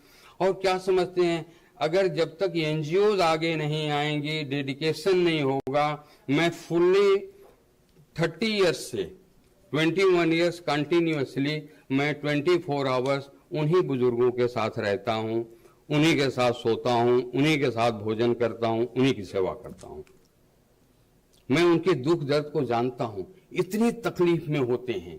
जब दर्द होता है उन बुजुर्गों को, जब कीड़े पड़े होते हैं, उस समय इतना तकलीफ से कराहते हैं वो बुजुर्ग। कौन देखता है उन्हें? क्या उनका कोई राइट नहीं है? समाज नहीं देख रहा है? वो बुजुर्ग, जो व्यक्ति, एक प्रोफेसर, एक IIT के प्रोफेसर मेरे पास थे, अभी मेरे यहाँ पर एक सुरेश अग्रवाल हैं, 78 में उन्होंने लंदन से PhD एंड डिलीट किया लॉ में, ऑक्सफोर्ड यूनिवर्सिटी के प्रोफेसर रहे। उसके बाद वो इंडिया आए, वहां इलाहाबाद यूनिवर्सिटी के प्रोफेसर, एडवोकेट जनरल रहे। लास्ट उनका जो ही was vice chancellor Meerut Chaudhary Charan Singh university के, और वो आज हमारे ओल्ड एज होम में है because of natural tragedy. Tragedy क्या हुई कि उनके बेटा अमेरिका में डॉक्टर था और उनकी वाइफ केदारनाथ के हादसे में दोनों बह गए थे। Where that person will go? क्या मेंटल उनकी कंडीशन है, कोई नहीं पूछने वाला। आज हमारे साथ हैं, कम से कम महीने का उनका 5,000 की मेडिसिन तो अकेले उनको जरूरत होती है। कैसे हम लोग सपोर्ट करेंगे? मतलब ऐसे लोगों के लिए मैं ये चाहता हूं, मैं सोल्यूशन में, चूंकि वीडियो दिखानी है वहां मैं सोल्यूशन दे चुका हूं, कोशिश कर चुका हूं कि अगर हो सके तो वीडियो दिखा दी जाए। और उसमें हमने किस तरीके से काम किया है कि प्रूफ किया हूं मैं कि अगर बुजुर्गों को प्यार से, सम्मान से रखा जाए, सिर्फ उनकी इज्जत की जाए, तो आधी बीमारी दूर हो सकती है। एक बात और मैं करना चाहता हूं, मां गंगा के तट पर स्थित गुरु विश्राम वृद्धाश्रम शियोज अपने आप में बड़ा ही मनमोहक है। शियोज द्वारा संचालित गुरु विश्राम वृद्धाश्रम डिमेंशिया, अल्जाइमर से पीड़ित बेसहारा लाचार वृद्धों का दिल्ली में स्थित पहला ओल्ड एज होम है। इस ओल्ड एज होम में पिछले 20 वर्षों में लगभग 7,000 से ज्यादा वृद्धों को सड़कों से लाकर सेवाएं दी जा चुकी हैं।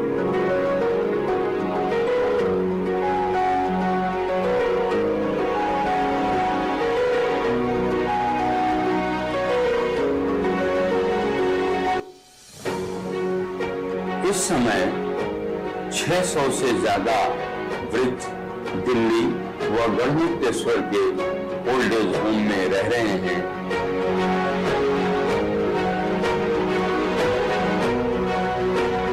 इन ओल्ड एज होम्स में बहुत बड़ा मेडिकल सेंटर है, जहां मेडिकल की अच्छी से अच्छी सुविधाएं उपलब्ध हैं, अत्याधुनिक मशीनें लगी हुई हैं और एक्सपर्ट डॉक्टर और नर्सेस, केयर गिवर्स 24/7 अपनी सेवाएं दे रहे हैं। इस वृद्धाश्रम में ऑर्गेनिक सब्जियां और फल उगाए जाते हैं। यहाँ पर बहुत अच्छी गौशाला है, जिसमें कि उत्तम नस्ल की गिर जैसी गायों का दूध बुजुर्गों को मिलता है। यहाँ के बुजुर्गों को पौष्टिक आहार के साथ साथ प्रोटीन्स व मल्टीविटामिन्स दिए जाते हैं, जिससे इनकी इम्यूनिटी बनी रहे और इनका तन और मन हमेशा प्रफुल्लित रहे। यह संस्था कॉर्पोरेट्स के द्वारा CSR के अंतर्गत दिए गए सहयोग एवं लोगों के द्वारा दिए गए दान से चलाई जाती है। मैं डॉक्टर GP भगत इस ओल्ड एज होम की शुरुआत 2003 में किया। लक्ष्य था बेसहारा लाचार बुजुर्गों की सेवा करना और मैं अपनी अमेरिका की नौकरी को न चुन करके इस सेवा को चुना और आज मेरा बेटा भी लंदन की नौकरी छोड़ करके पिछले 8 वर्षों से इस सेवा कार्य में जुड़ा हुआ है।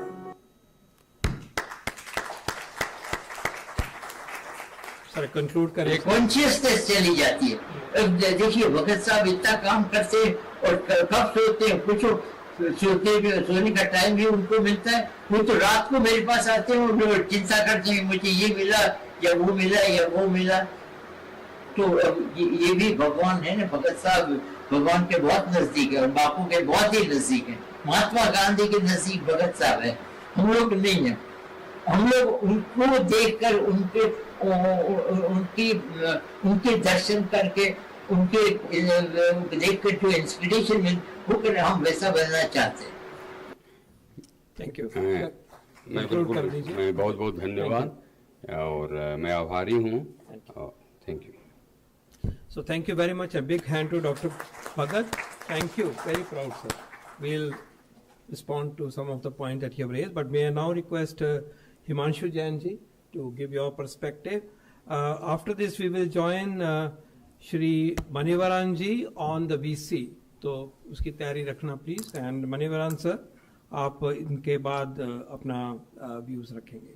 Himanshu. Thank you very much. NHRC and everyone for inviting me here. It's an honor to be here and to be able to, present in front of you.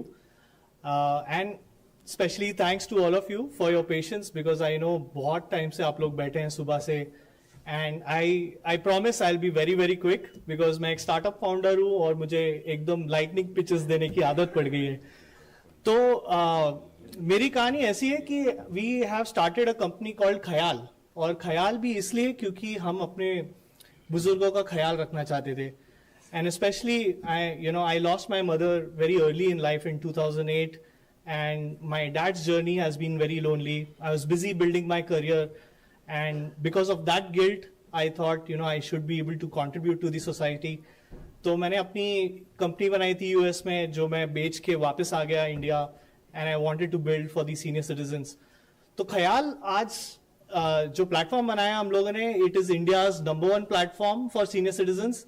ये लोग ज्यादा करके पोस्ट केयर के लिए बनाते हैं, बट हम लोगों ने प्रिवेंटिव केयर के लिए बनाया है, so that we can create longevity and we can create healthy and healthy senior living experience for senior citizens. तो आज if you see, next slide please, if you see, हमने चालू किया था ख्याल को 2020 में, and we are proud to say that we right now have 20 lakh seniors on our platform all across India. We have also raised funding, and we were lucky to raise more than $5 million. हमारे platform पे more than 5 lakh से भी ज्यादा seniors monthly use करते हैं ये app. We were also awarded by Google to be one of the best apps for good in 2022. तो हमारा जो मकसद था is to be able to create a space for senior citizens where they can come and engage, educate and empower themselves through a community sort of an effort. तो हमने चालू किया था 2020 में with just a small WhatsApp group, और ये भी चालू किया था हमने just so that we can help senior citizens in their day-to-day necessities.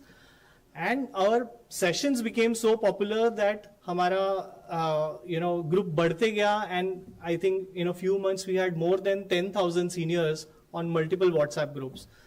तो इस वजह से हमने सोचा why not create a space, why not create like a club which can be digitally accessed by seniors, क्योंकि हर कोई सीनियर एक club में जा नहीं पाता, अफोर्ड नहीं कर पाता क्लब जाने के लिए. And also in a club sort of an environment आपको नए कनेक्शंस बनते हैं आपके, you make new friends, you meet people, you keep yourself physically active and cognitively active. So we created a platform like this. If you go to the next slide, I would like to show हमारे app पे क्या क्या features हैं. तो हर एक feature के पीछे कहानियां हैं actually, but I will not take a lot of time.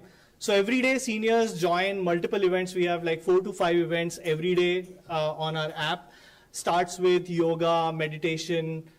There are education related sessions, healthcare related sessions to guide them. Also sessions related to financial fraud and assistance.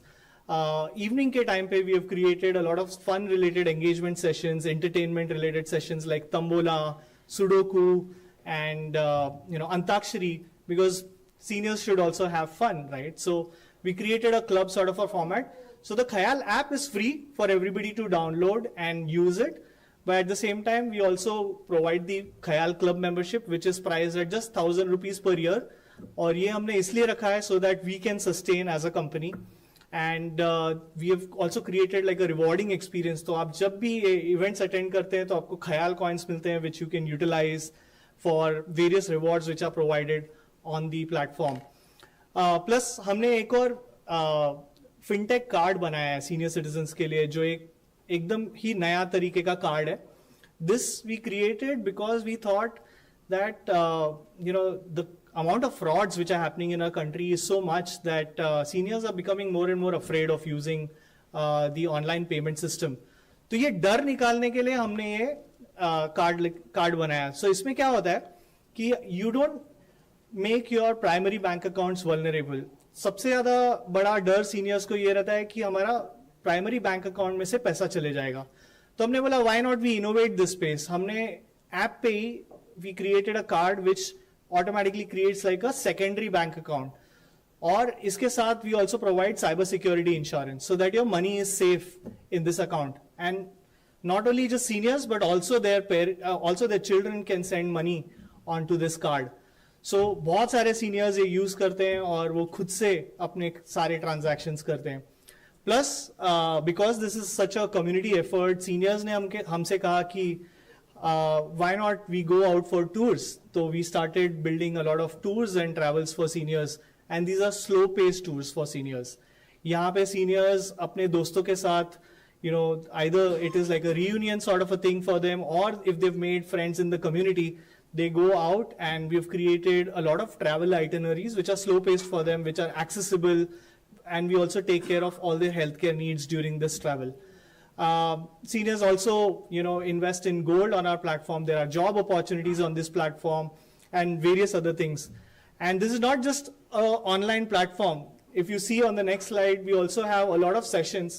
If you can go to the next slide, we also have these kind of sessions. And we also, if you go to the next slide, we do a lot of physical activities also for senior citizens.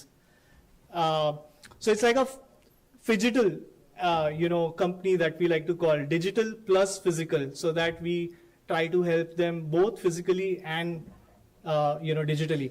And our model is that we partner with a lot of healthcare providers. So if you go to the next slide, these are some of our healthcare partners. So we try and give a lot of healthcare support also to the seniors, along with a lot of banks as well. So we help banks also with creating digital literacy for senior citizens. So just wanted to show you कि हमने ख्याल में क्या बनाया है. But हमारी जो learning रही है, I just wanted to share a little bit of that. लोगों को लगता है कि seniors सीखना नहीं चाहते. ये एक हमारी जो सोच है इसको थोड़ा बदलना पड़ेगा. सीनियर्स एक्चुअली सीखना चाहते हैं एंड प्लस लोगों को ऐसा भी लगता है कि सीनियर्स शायद से ऐप ना यूज करें, but this is actually wrong. This seniors proved us wrong.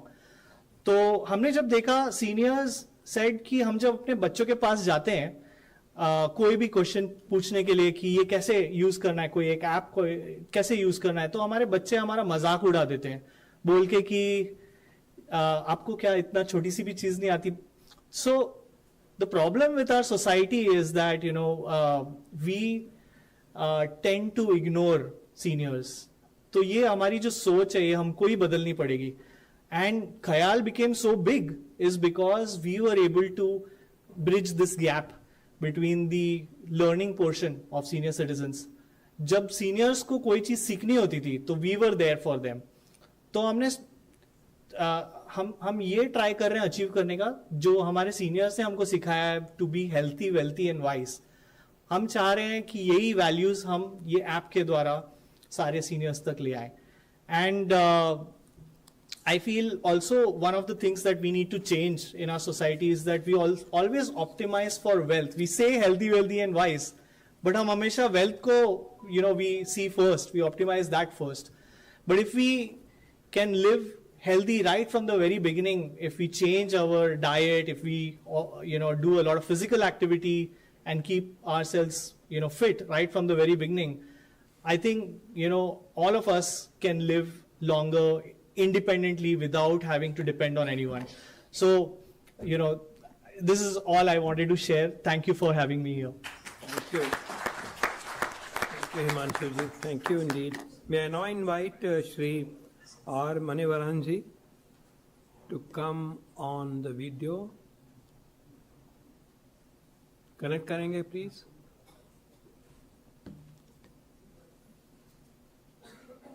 Good evening. Am I audible? Yes, you are audible, sir. Go ahead. Very warm welcome. Yeah.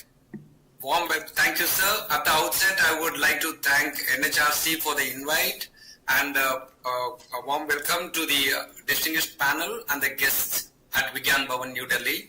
I'm standing in for our founder and chairman, Dr. V.S. Natarajan, who could not make it to the program. So he had asked me to come and participate in the program. And I thank the organizers for the WebEx opportunity.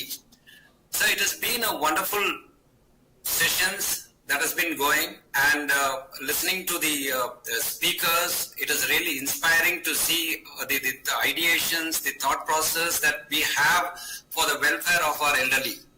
So from Dr. V.S. Natarajan Geriatric Foundation, healthcare of the elderly has been our focus. And one of the major areas that we have been working relentlessly is disability prevention. As the elders get very old, the frailty sets in and they get disabled.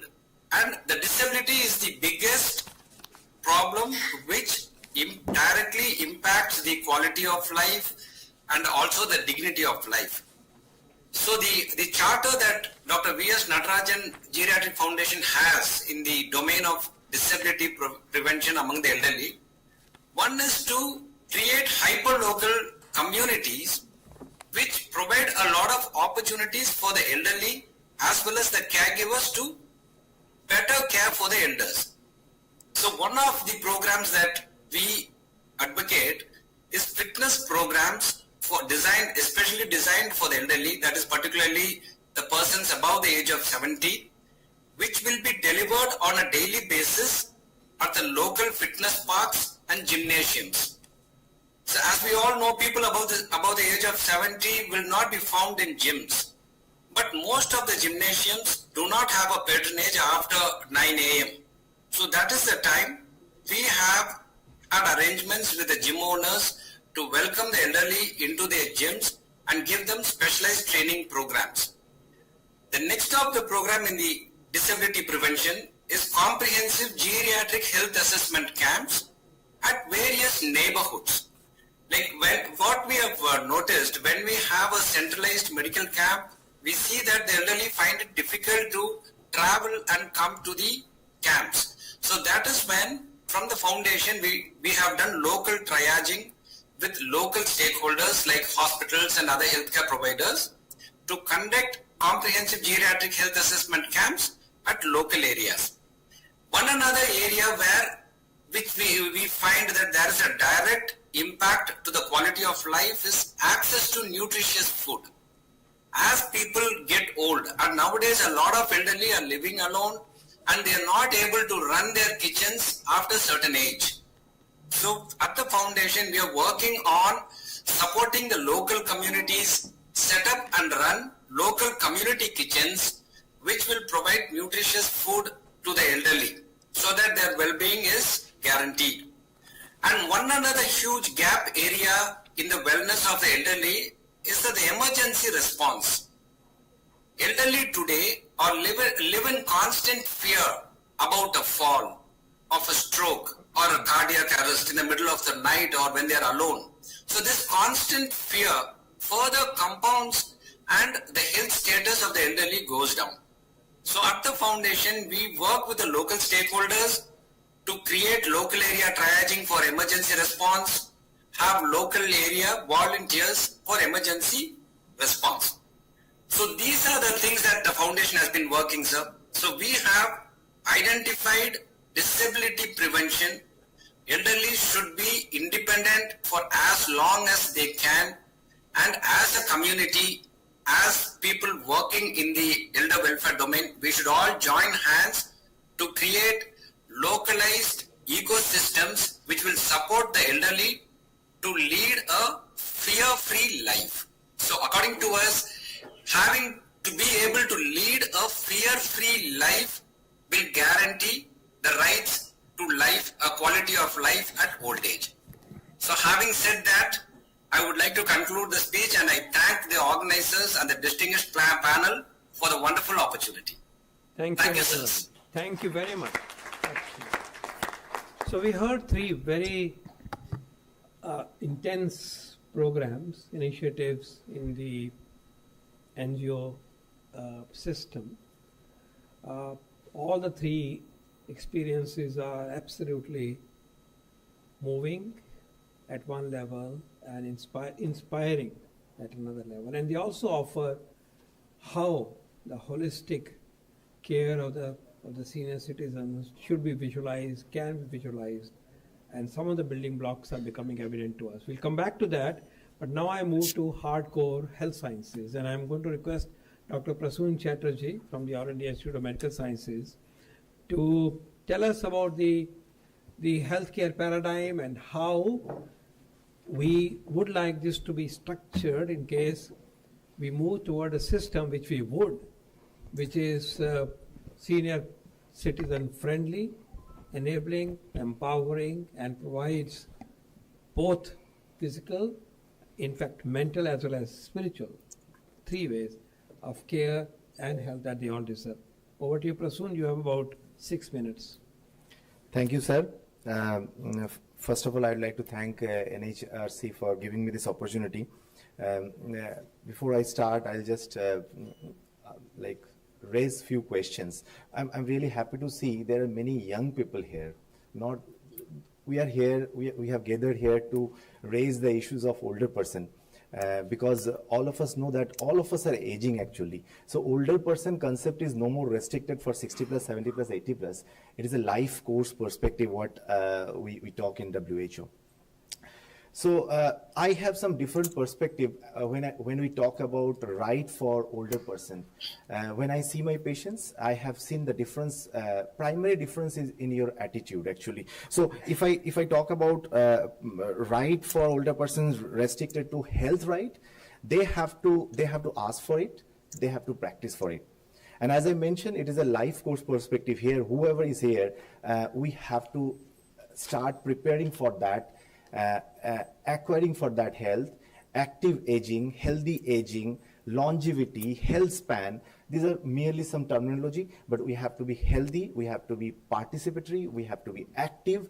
I will give a small example. In 2010, one patient, elderly person came to me, unka umar tha 70 years. So usually, as a geriatrician, we interact a lot with them because they have, as sir rightly mentioned, they have familial issue, they have social issue, they have their physical health, they have their mental health, their financial health. So मैं सबको पूछता आप क्या करते हो, तो उन्होंने बोला अभी तक तो मैं फार्मर था, बट फार्मिंग में लास्ट 10 साल में बंद कर दिया था, लेकिन अब मैं फिर से शुरू किया क्योंकि मुझे मेरा बेटा का सपना फुलफिल करना है। तो बोले क्या सपना था उनका, तो बोले उनका सपना था गांव में एक school banana. It's in win Morena, it's like that time win Morena was not that developed like now. तो so you see, he had a purpose, and you know what for he came to me? He came to me with a neurodegenerative disorder called Parkinsonism, which we know as it is a very progression differ. So he came to me with some constipation, some non-motor feature of Parkinsonism, but he had tremor that time itself. He had rigidity also. So see the attitude towards aging. He didn't come to me to say I don't have money, he told I have a dream. So ये dream देखने का जो क्षमता है, जो we have lot of people like Professor V.S. Natarajan, Professor Paul, even Dr. Bhagat, I am associated with him. Dr. Bhagat के लिए मैं एक चीज बताऊंगा, गांधी जी के लिए कानू गांधी था, but कानू गांधी के लिए कोई कानू गांधी नहीं था. You know, that was the intergenerational connect. If you recall the picture of Gandhi ji with a stick. So coming back to the same story, that person really made it.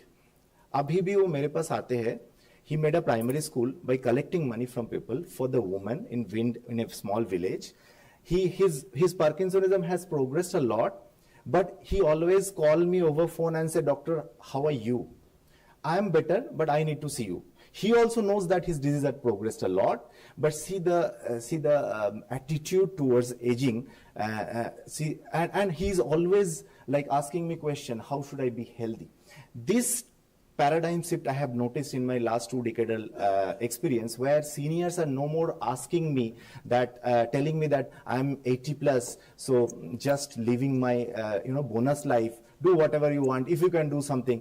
Even few days back, one patient came to me, he's 85, after discharge from our department with only 30% heart is working, we call as ejection fraction. He took me like from my OPD outside because he was little hesitant to say in front of his son. His son is also in a club of 60 plus, you know. Then he was telling me, "Doctor, do you feel few more years I can play golf? I can be with my the way my son is enjoying his elite club of 60. Why can't I do that? What is your thought?" So here, as a doctor, as a researcher, my job is to educate elderly people, to create awareness among seniors. And I always say that you have to ask for your right. Whatever government is doing is great. The way sir has mentioned, I think 5 lakhs rupees is enough if you can take care of your health well throughout your life course. And our purpose is to delay the chronic disease. Medically we call it as compression of morbidity. A very simple thing. I'll just quote here some data from LASI wave 1, where it shows that 50% older person are inactive. This is dangerous, you know, like inactivity kills a person. It's as a doctor, as a researcher, I can say that. So if we can work on your activity, we can improve your health-seeking behavior, of course, family has to work on it. I think now in this forum, I can say, seeing so many young people, they are also thinking that the sanskar they will transfer to their next generation by taking care of their parents or not by taking care of their. They have to suffer the same thing because all of us are aging, and वो दिन दूर नहीं जब हमें भी देखने के लिए कोई नहीं रहेगा अगर आज हम नहीं देख. And really, are you just 5M if we can take care for elderly people? One is muscle, one is movement, one is memory, one is mood, and meaningful engagement. Many a times patient comes to me, elderly person comes to me and say, "Doctor, why should I leave?" So they don't have any purpose in their life. We have a lot of tertiary care center. Government is working proactively.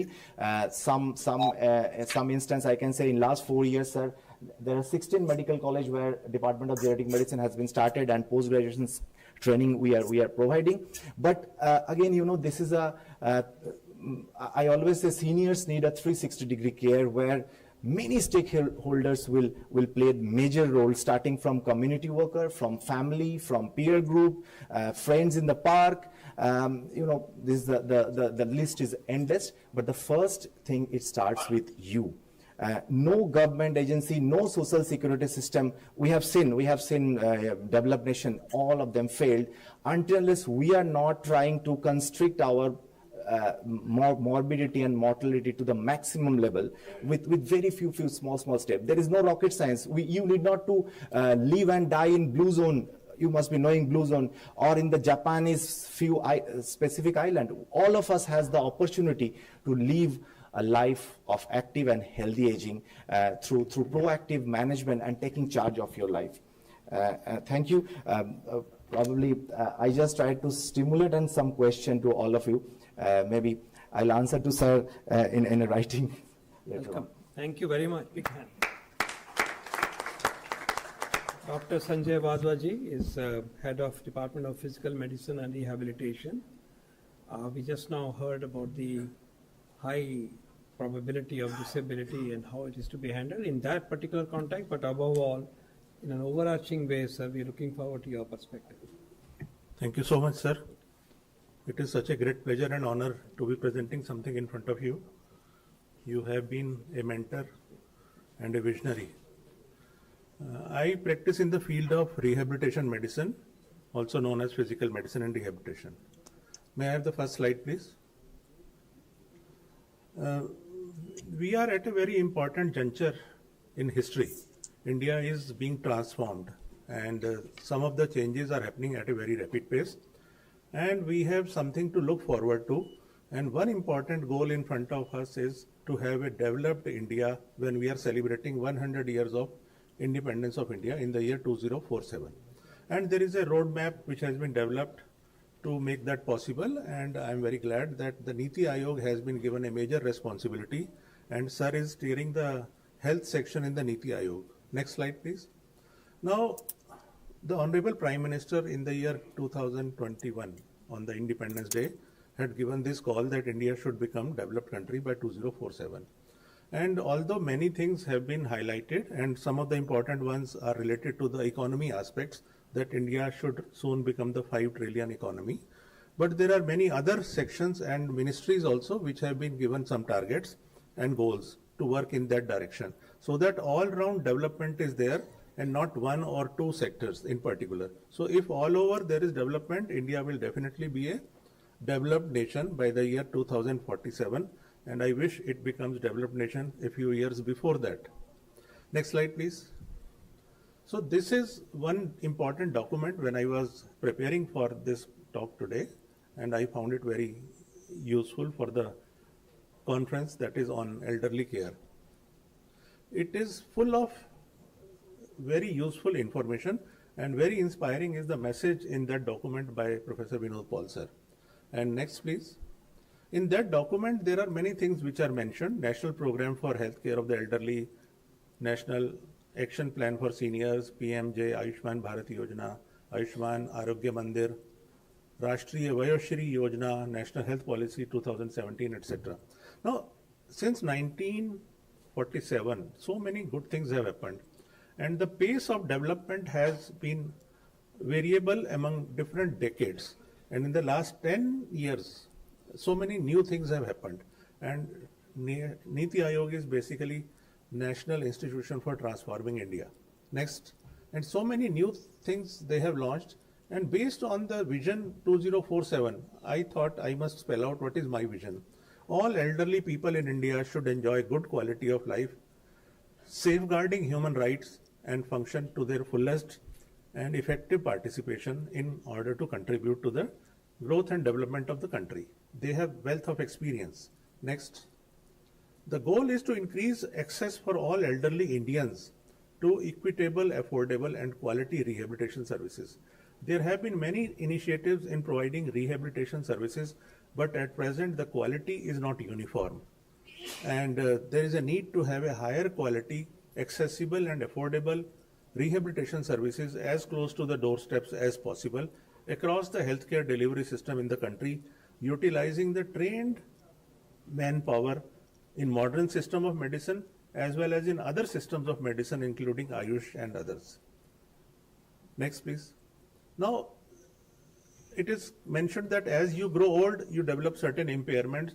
There are certain physiological declines in your ability to perform certain functions, but many of these things are reversible. The locomotor impairments can be reversed to some extent, or their onset can be delayed through exercises. exercise is the best polypill, if I may say so.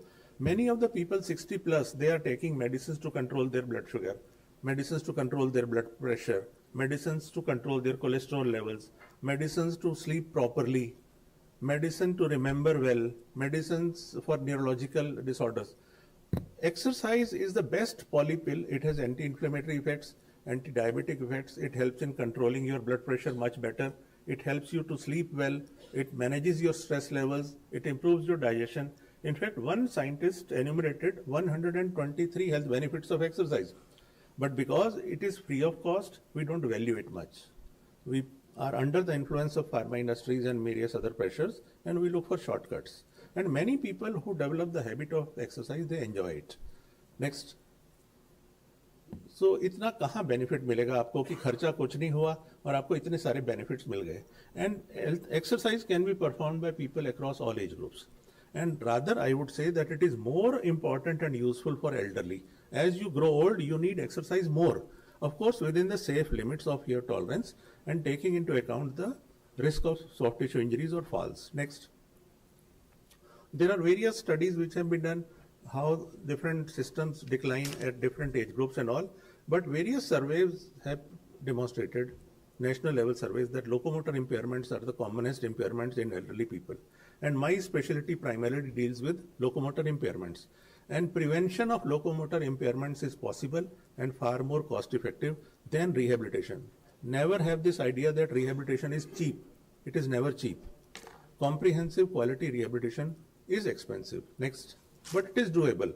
Now, it is interesting fact that I observed while updating myself for this presentation, that globally in terms of the market, the rehab sector is growing very rapidly, and especially the elderly rehab related sector. We are yet to tap the full potential. In terms of monetary rewards, the figures are very impressive, and it is going to grow in future. So if somebody enters into this area, he can reap great fortunes. Next. Now this is a structural representation. It is a crowded slide. I won't read much into this. Next slide, please, because time is an important thing. Here we are fortunate today that we have recommendations from the World Health Organization.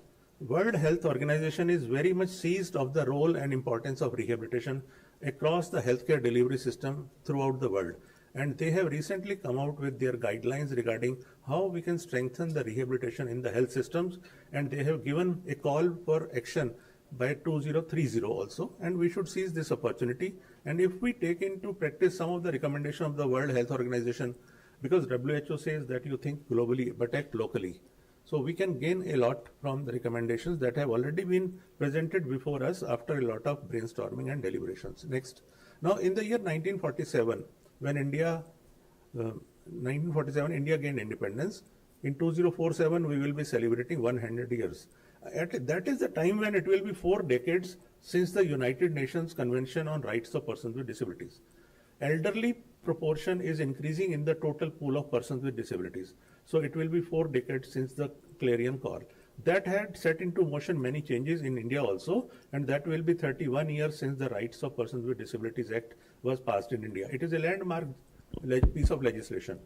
2047 will also mark 48 years of National Policy for Older Persons, and it will be 54 years of NHRC. So many things are likely to happen simultaneously and by that landmark year, and we should look forward to that year and try and make plans. Next. Now, I would like to conclude my presentation by demystifying many things in rehabilitation. It is not very complex. It is not rocket science. It can be easily remembered by 8 E's. E is in fact the commonest alphabet in the English language. And the process of rehabilitation begins with evaluation of the individual. Elderly person you evaluate, you find out what are the systems which are functioning well, which are the functions which are impaired, what are the other resources available in the individual, what is the ability, what is the limitation. That sets in motion various things that are required for that individual. Rehabilitation program has certain general principles, but it is structured and individualized. The next important E is education of the individual about the disease or the disability that the person has got. education about the gadgets that the person will be recommended, education about the exercises. The third most important E is the exercises. And I want to emphasize that rehabilitation is not physiotherapy. It is much more and much beyond that. The next E is equipment. A large number of people who are elderly require various equipments, ranging from the simplest visual impairment resolving device such as spectacles, or for the hearing impairment there are hearing aids. For locomotor disability there are walkers and walking sticks. In fact, India has developed the national list of essential assistive products under guidance from the ICMR and the Niti Aayog. This was inspired by the national list of essential medicines or drugs. Now, environment is very important. Sometimes the disease is not so disabling as is the environment. It has so many barriers. It can create falls and so many other issues.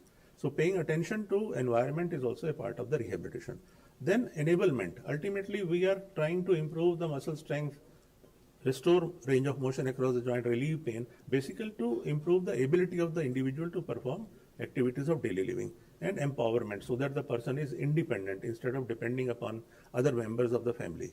And finally, whatever we are recommending has to be evidence-based. It should not be just off the cuff or मेरा experience तो ये कहता है तो इसलिए मैं ये करता हूँ. These are the days and times of evidence-based practices. Next. So the seeds that our nation sows today will define the fruits that we reap in the year 2047. Next. Now, as India grapples with the unique and many issues and challenges, we should realize that it is not easy to become a developed nation by the year 2047, but it is possible if we all put in our hands and minds and heart and soul together. Otherwise, people are worried that it will end up as another slogan, just like Health for All by the year 2000 AD. That should not happen. It will be very sad. We have the capability, we have the kind of leadership in front of us, and we can do it, and we must do it. Next, please. This is what I wanted to share with you. Thank you so much. Thank you, Dr. Badwar. Thank you. So now it's time for QA session. I'm very happy to invite questions from the audience. I'd like to see your hands raised. Sir, ये mic से मदद करेंगे.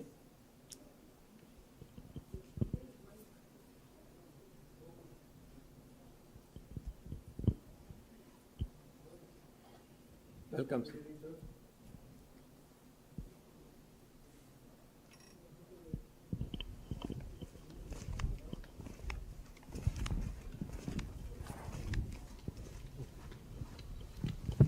Hello.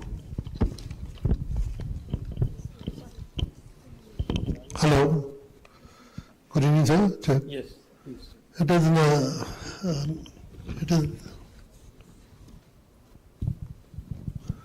basically it's not a question and answer. Hello. This is one of the small few tips.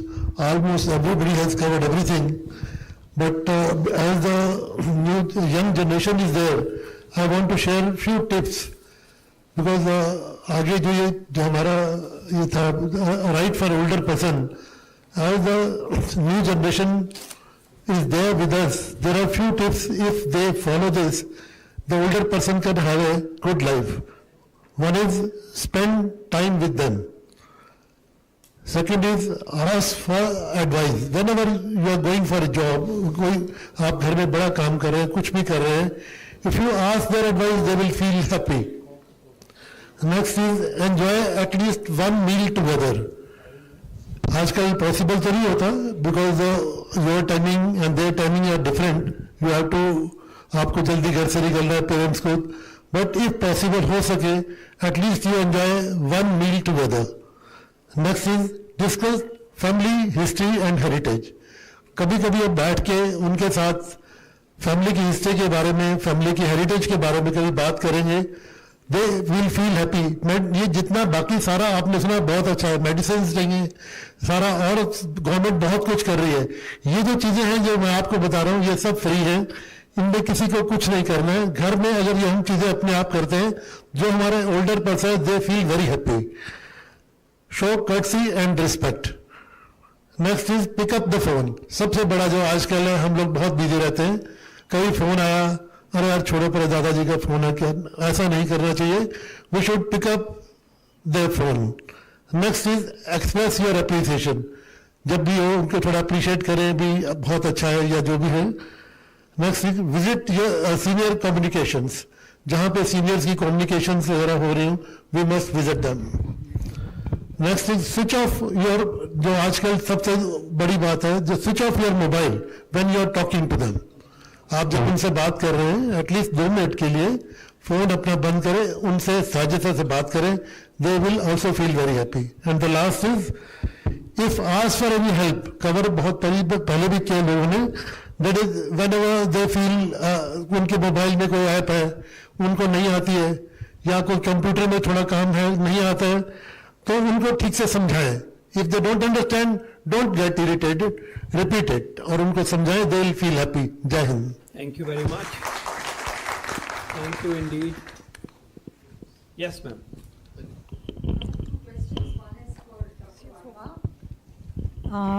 You told us about the list of assistive devices. Where can one get that list? Is it available on the AIIMS website? And the second question is to Dr. Paul. Ayushman, you mentioned Ayushman Bharat and the 5 lakh cover. Does it have any exclusions, and is it available to everybody? How does one get access to it post 70? Thank you. We'll take one more or 2 more inputs. Sir. Sir, I have a question for you, being a member of NITI Aayog, and probably I am a doctor, internal medicine specialist, associate professor at ESI Postgraduate Institute in Delhi. So we frequently encounter geriatric patients. They are admitted with stroke, Parkinson's, Alzheimer's, with certain infections, and then they get stabilized, but then they have to be sent back home for home care. And there is a big gap between hospital and home. So there is a need for a system to be put in place where such patients who cannot be managed easily at home, but then the hospitals also have their own burdens and they cannot, keep them for a prolonged period of time. So has government thought about that? Like even the private sector has come up in this sector. Like Max have started Antara sort of senior citizen homes. So has government thought about this aspect? And also of providing home care to citizens in the form of sending nursing staff to there and trained, skilled manpower for that. Thank you. You want to respond to that first input from the input on the EDL? Thank you, madam, for your question. There is a national list of essential assistive products, NLEAP, that is the short form. It was developed under the guidance of ICMR and with the direction from the NITI Aayog.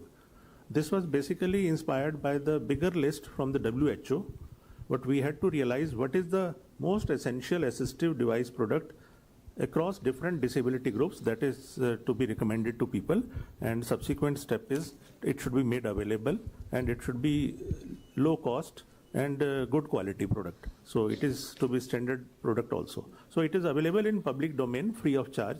You can Google it and leap. You will get a document. I was contributor to that document.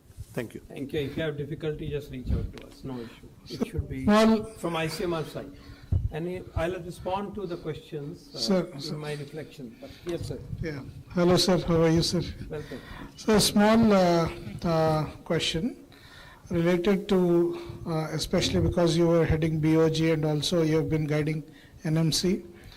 We have had a surge in number of postgraduate seats, and we have seen that a lot of seats have been added to various branches. But unfortunately, I think geriatric medicine has not added many seats.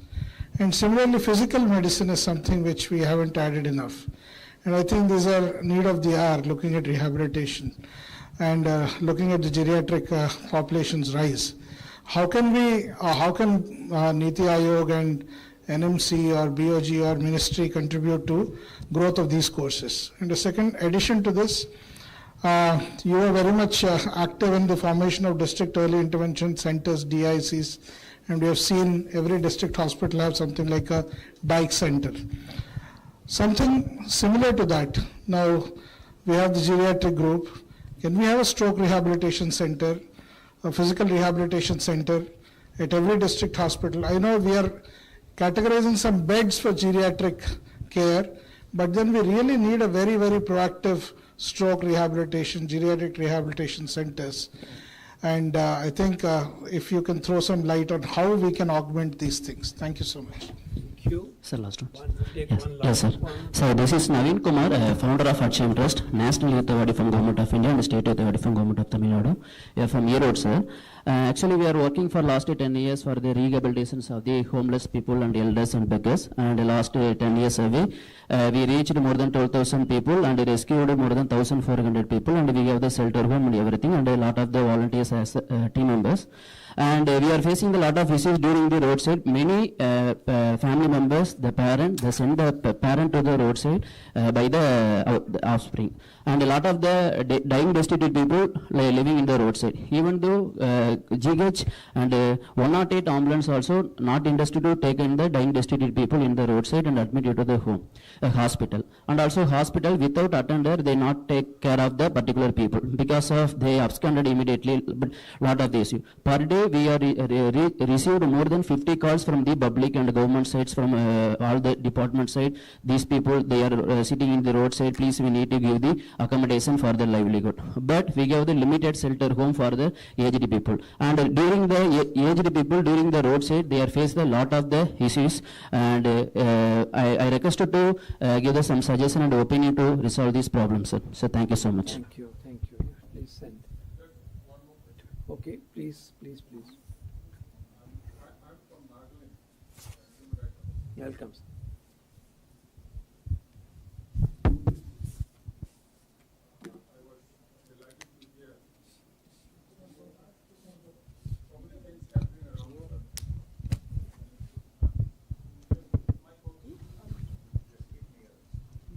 Hello.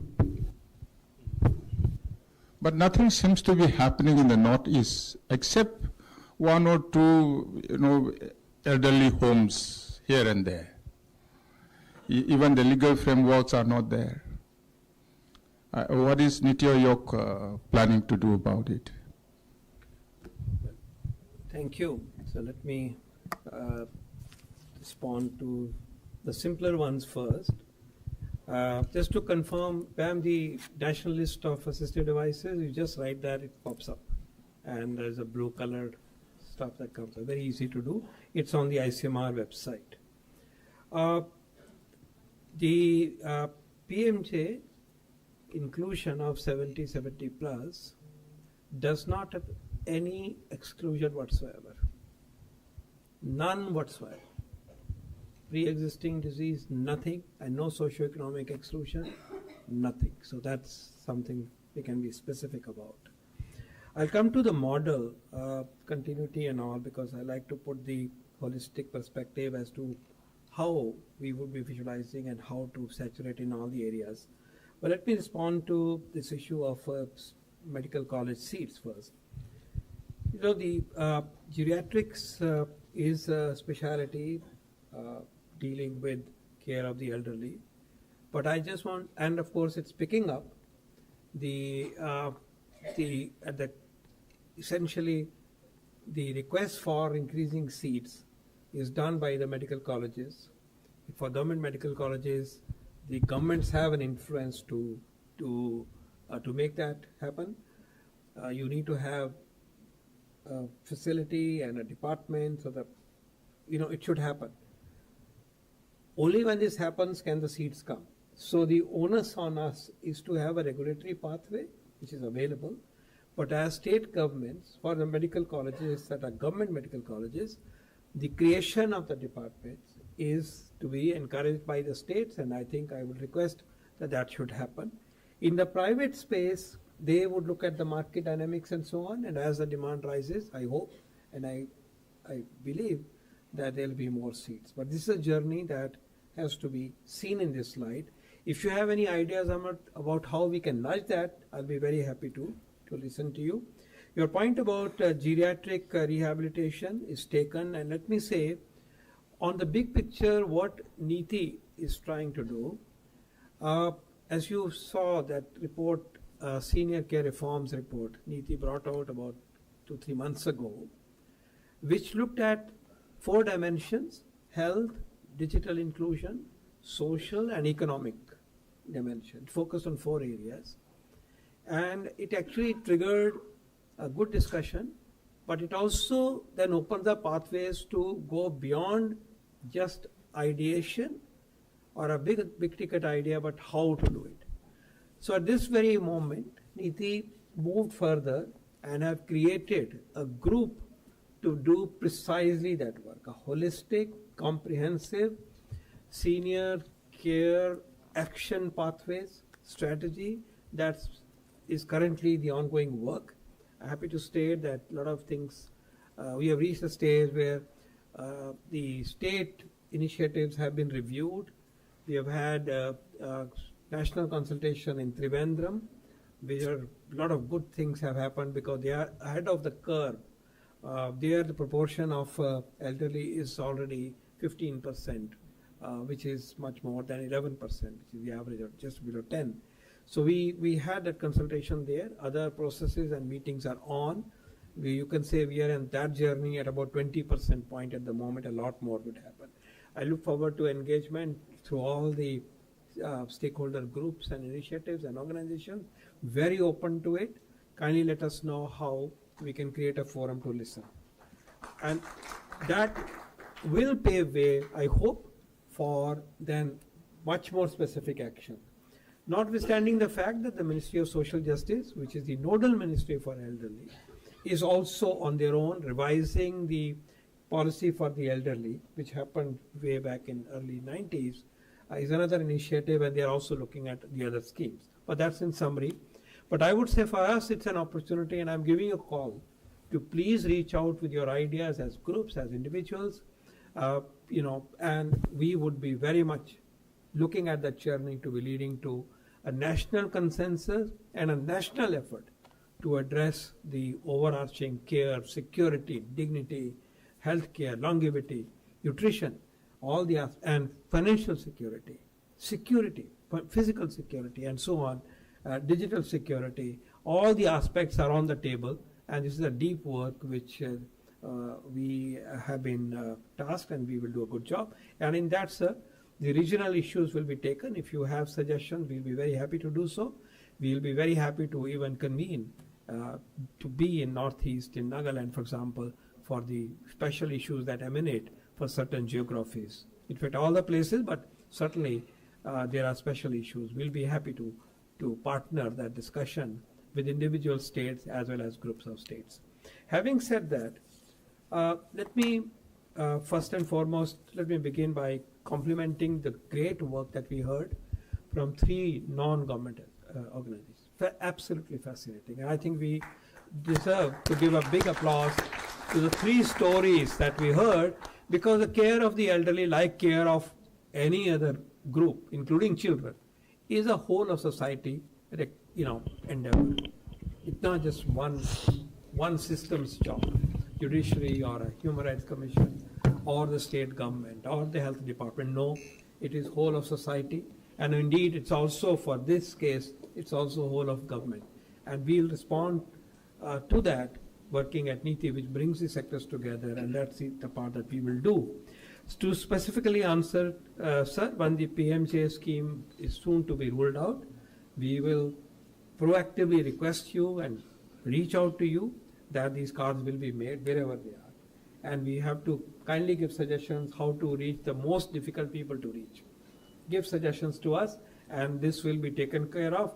We would ensure that the card making process is overarching, and we will definitely need help to really reach the people who perhaps need the most, but they are located in more difficult circumstances. So particularly that. Voters' right, sir, there is an issue that you may like to take up with other organizations, happy to contribute, is ensuring voting rights of those who are in the ashrams and homes and the unheard places. They're not visible. So that's, I think, a very important task, a classical work for the commission to trigger, and we'll be there to support. Your point about CSR is very valid. My data shows that only 0.2% of the CSR is spent on the care and the welfare of the elderly. It is a point for us to work and move the levers. In our report, this will find a place, but I need ideas on this and how best to create an environment for this. Right to dignity is the right for all of us and so on. But thank you very much for triggering those questions, sir. We are happy to answer. We heard how, technology can be useful. I'm glad to hear the fact that community kitchens, nutrition is a very important issue. We heard from Chandigarh very recently that in that affluent city state, union territory, the welfare department gets phone calls to arrange food. And it's a very, very affluent city, as you know. खाने के लिए मदद मांगी जाती है, तो एक बहुत जो कहा इन्होंने बहुत ज़रूरी है. हमें हेल्थ के साथ न्यूट्रिशन को दोनों तरह से नहीं भूलना चाहिए, एक्सेस भी और उसमें जा क्या रहा है. हेल्थ में हमने सुना कि क्या क्या डिमेंशंस हैं, न्यूट्रिशन में भी वो जो चीज़ें एल्डरली के लिए ज़रूरी हैं जो हेल्थ साइंसेज हमें कहती है उसको हमें पहुंचाने की बात होगी. Let me now just very briefly, overarchingly, tell you how the health system would look at the senior care. The current national program is relatively modest and limited. It is only essentially talking about having centers of excellence and beds that are associated and specialized training programs. Now that's the apex. The specialty of geriatrics or gerontology should essentially be seen as a standard setting, research and handling very complex situations. That's not how most people will get the care. The care will come bottom up. Care will come in the homes, and that will be the last point that I'll make, how we do that. But then below this, even within the program, we are saying a district hospital, so many beds should be there. But remember, geriatric care of the elderly is invariably interdisciplinary. There is a cardiac element, there is a skin element, there is a food element, there is a rehabilitation element, mental. So we have to be mindful of the fact that there cannot be a specialist-driven care for the elderly. That is only for a very tiny fraction in certain circumstances, complex circumstances. And here, the emerging specialty of geriatrics in our nation is filling that space, and it must be strengthened.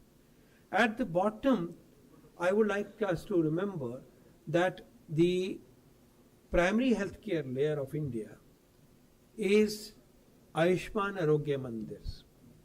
The erstwhile sub-centers and the primary health centers are being updated and strengthened and made vibrant for comprehensive primary health care, and they are being called as Ayushman Arogya Mandirs, these erstwhile health and wellness centers.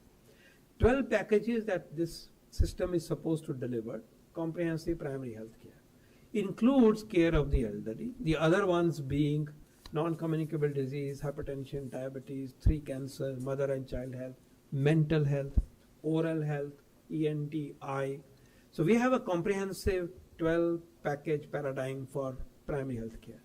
1,79,000 of Ayushman Arogya Mandirs have reached a stage of infrastructure development, and in 150,000, the sub-center ones which don't have the doctor, there a new worker, a mid-level provider has been recruited and put in place. 1,40,000 of them.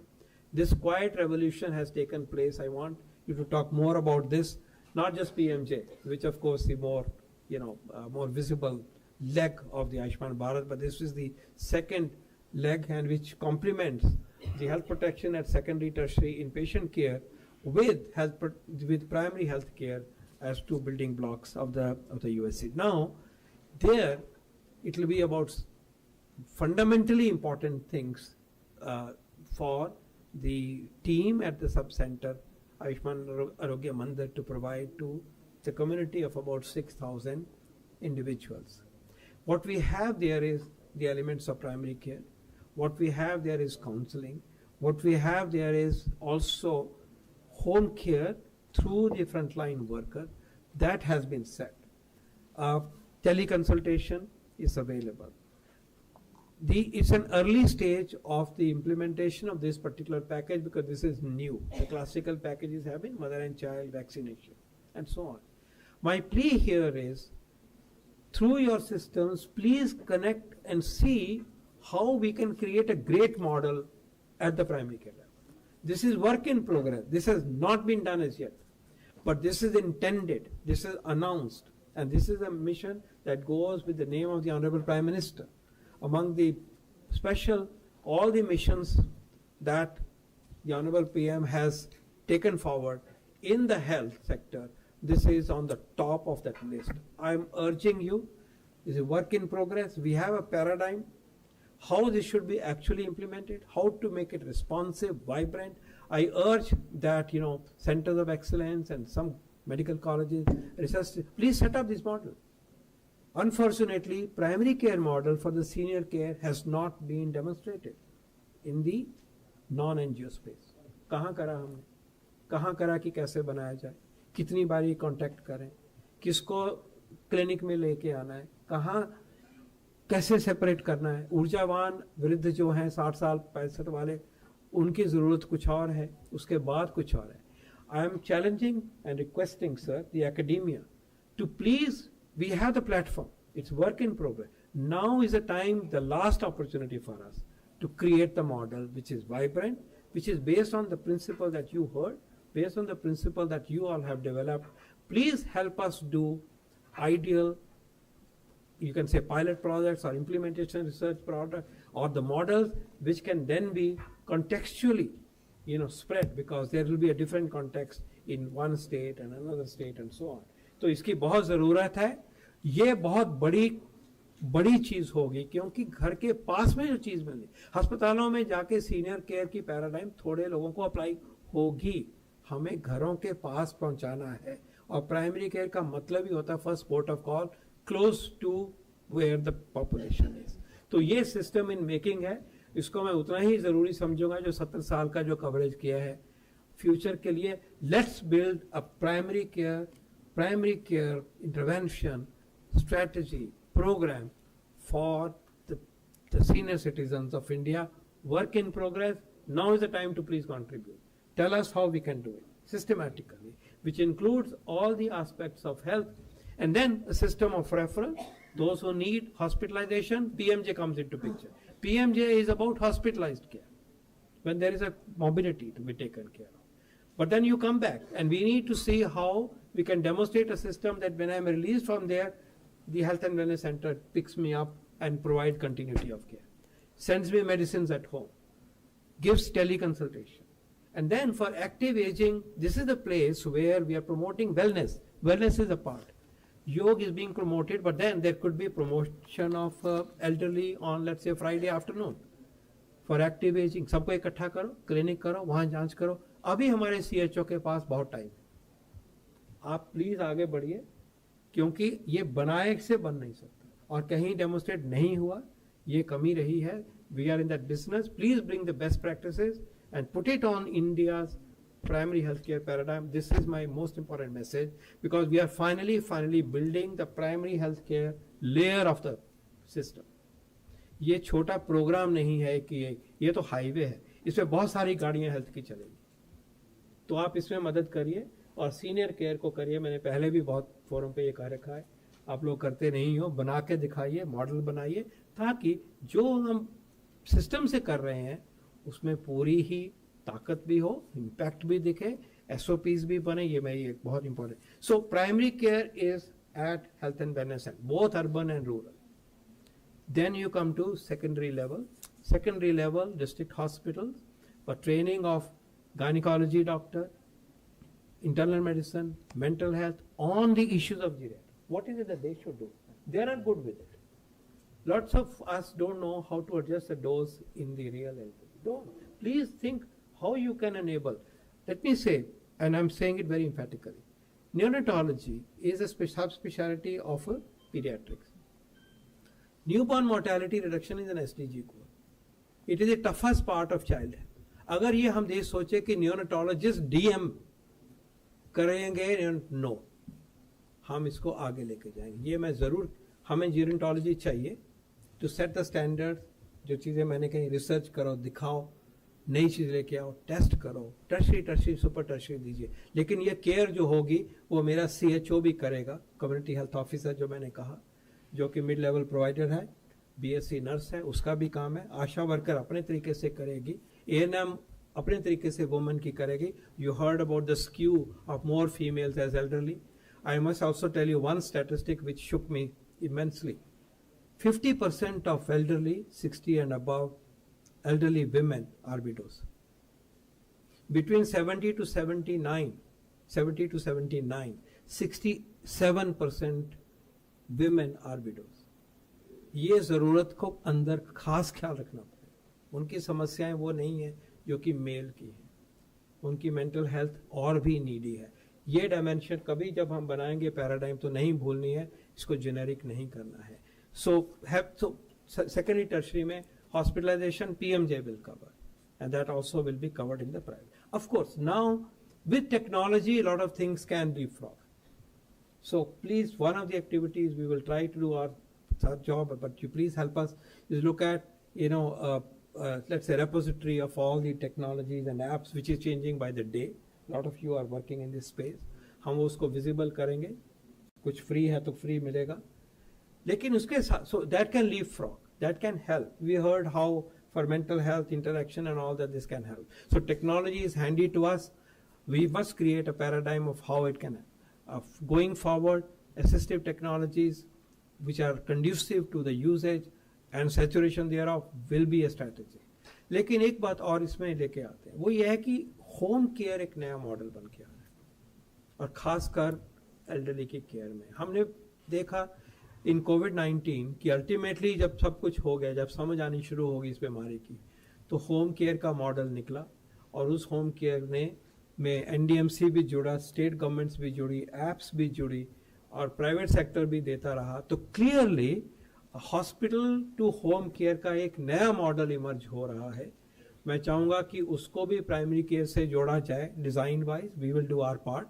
लेकिन private space जो आ रहा है sir, मैं कहूँगा NHRC को कि private space में जो ये चीज़ें उभर के आ रही हैं उसको इनकरेज भी किया जाए, उसको ये भी देखा जाए कि वो एक्सप्लॉइट ना करें, अफोर्डेबल भी हों, और उनका जो जितनी भी ताकत से हम पास ले जा सकते हैं उसके पाथवेज क्रिएट किए जाएं।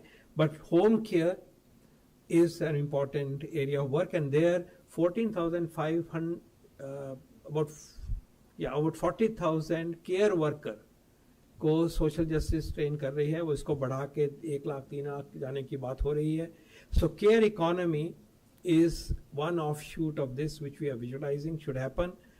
Please help build that paradigm, make it affordable, the skills and so on.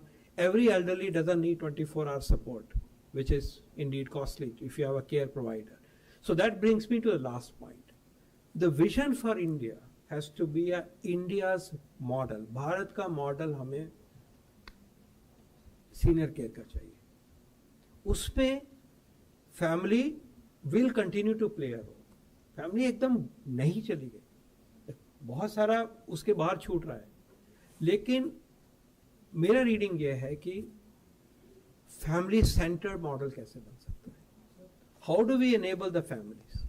What are the pathways that society and the government can take? Enable the help family. जैसे इन्होंने कहा ये 12 चीजें फैमिली इसी education को पढ़ाए, लेकिन और किस तरह से हम फैमिली को एनेबल कर सकते? 3 घंटे का कोई कवर दे दे, ऐप से इंटरेस्टिंग बना दे.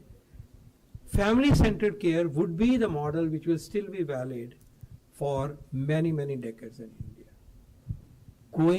We will need homes and we will continue to work in that area. वो ज़रूरत रहेगी, इसमें कोई डाउट नहीं है. लेकिन आई थिंक एक सोसाइटी की तरह मिलके अगर हम इसको लेके आए सामने कि फैमिली सेंटर्ड मॉडल, हम सबको वहीं वो रास्ता आएगा.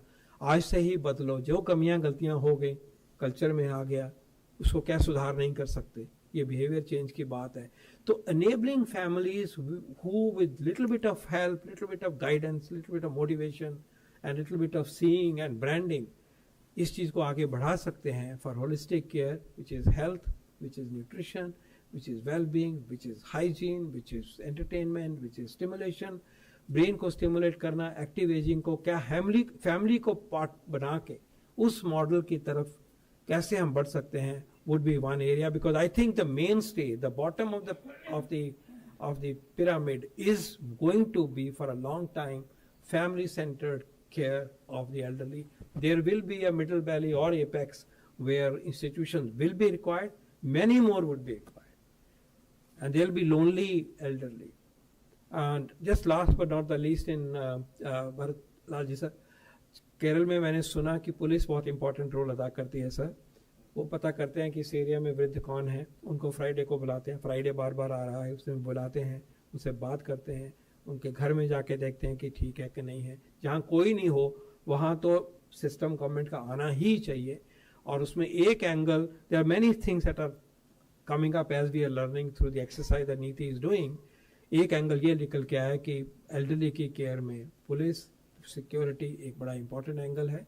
सोशल जस्टिस की मिनिस्ट्री में एक बड़ा वाइब्रेंट कॉलिंग नंबर है, उसकी भी पॉपुलैरिटी है. So there are many pathways. I think the opportunity today that, yes sir, you have provided, NHRC has provided, is to ignite discussion in this stakeholder group and those that you represent. This is a time for us to craft a holistic program, and we are fortunate that we at NITI are in that convening position, and there will be of course other places where that should happen, but we are there to be able to move forward.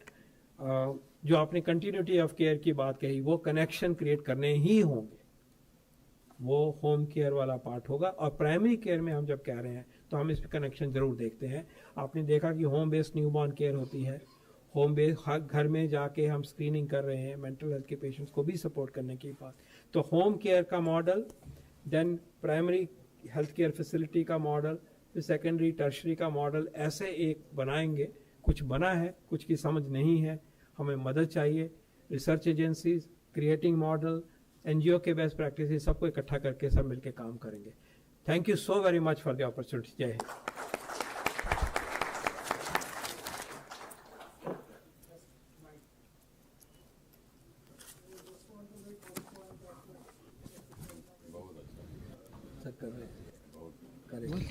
बहुत करेंगे, आप हमें guide करते जाइए. मैं काम देना please. Just 1 minute, sir. In 1982, when we started Geriatric Society of India, we never thought that the whole country will be sensitized.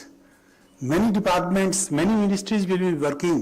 Hats off to all of you, and I would like everybody to give a standing ovation to NHRC and Niti Aayog. Please get up and clap for them. Thank you, Dr. Vinod Paul. Thank you so much. Great. We are really obliged.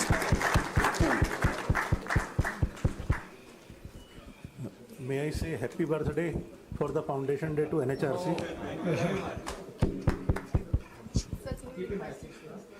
Sir, I just want to add one point, sir.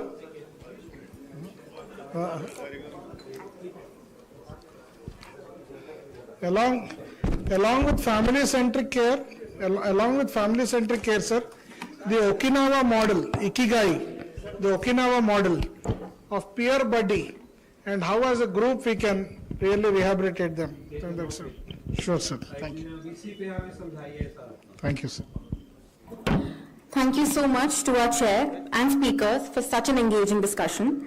May I now please request Shri Devendra Kumar Nim, Joint Secretary NHRC, to kindly come to the dais and present a memento as a token of appreciation to the distinguished chair and respected panelists. Shri Vinod K. Paul,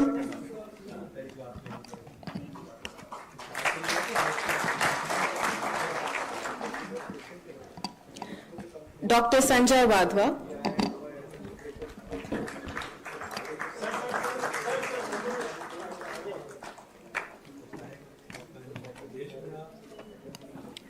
Dr. G.P. Bhagat,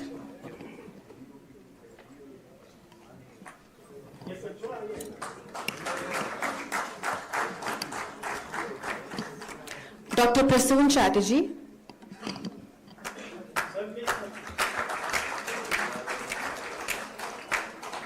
and Mr. Himanshu Jain.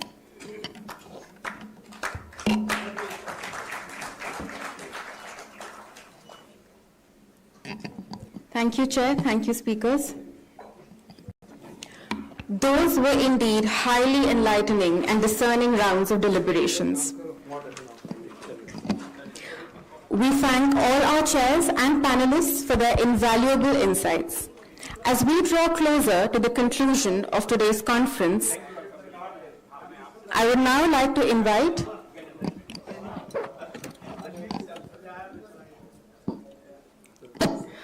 Shri Devendra Kumar Nim to kindly deliver his vote of thanks. Sir.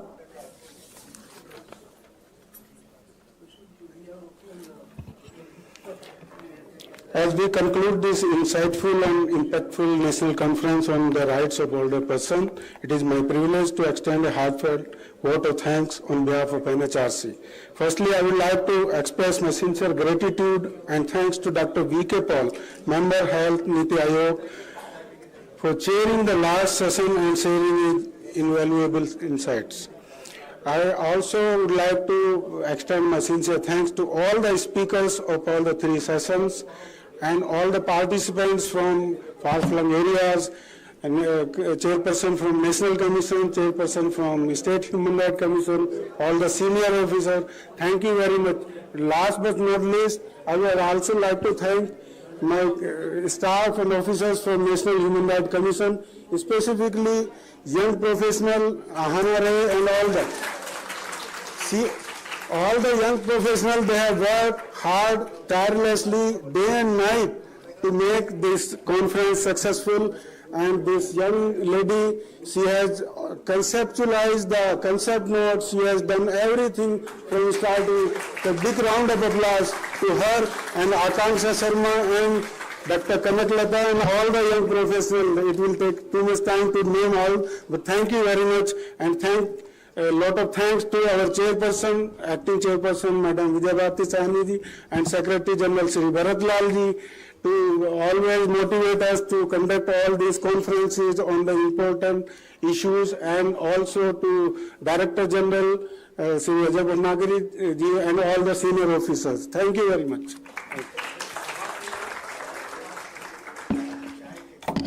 And also there is a high tea, we are in high tea. After taking high tea, kindly go then. First let us have high tea. It is in atrium and also on the in the VIP hall for the VIP officers. I request all you kindly take the speakers to VIP hall.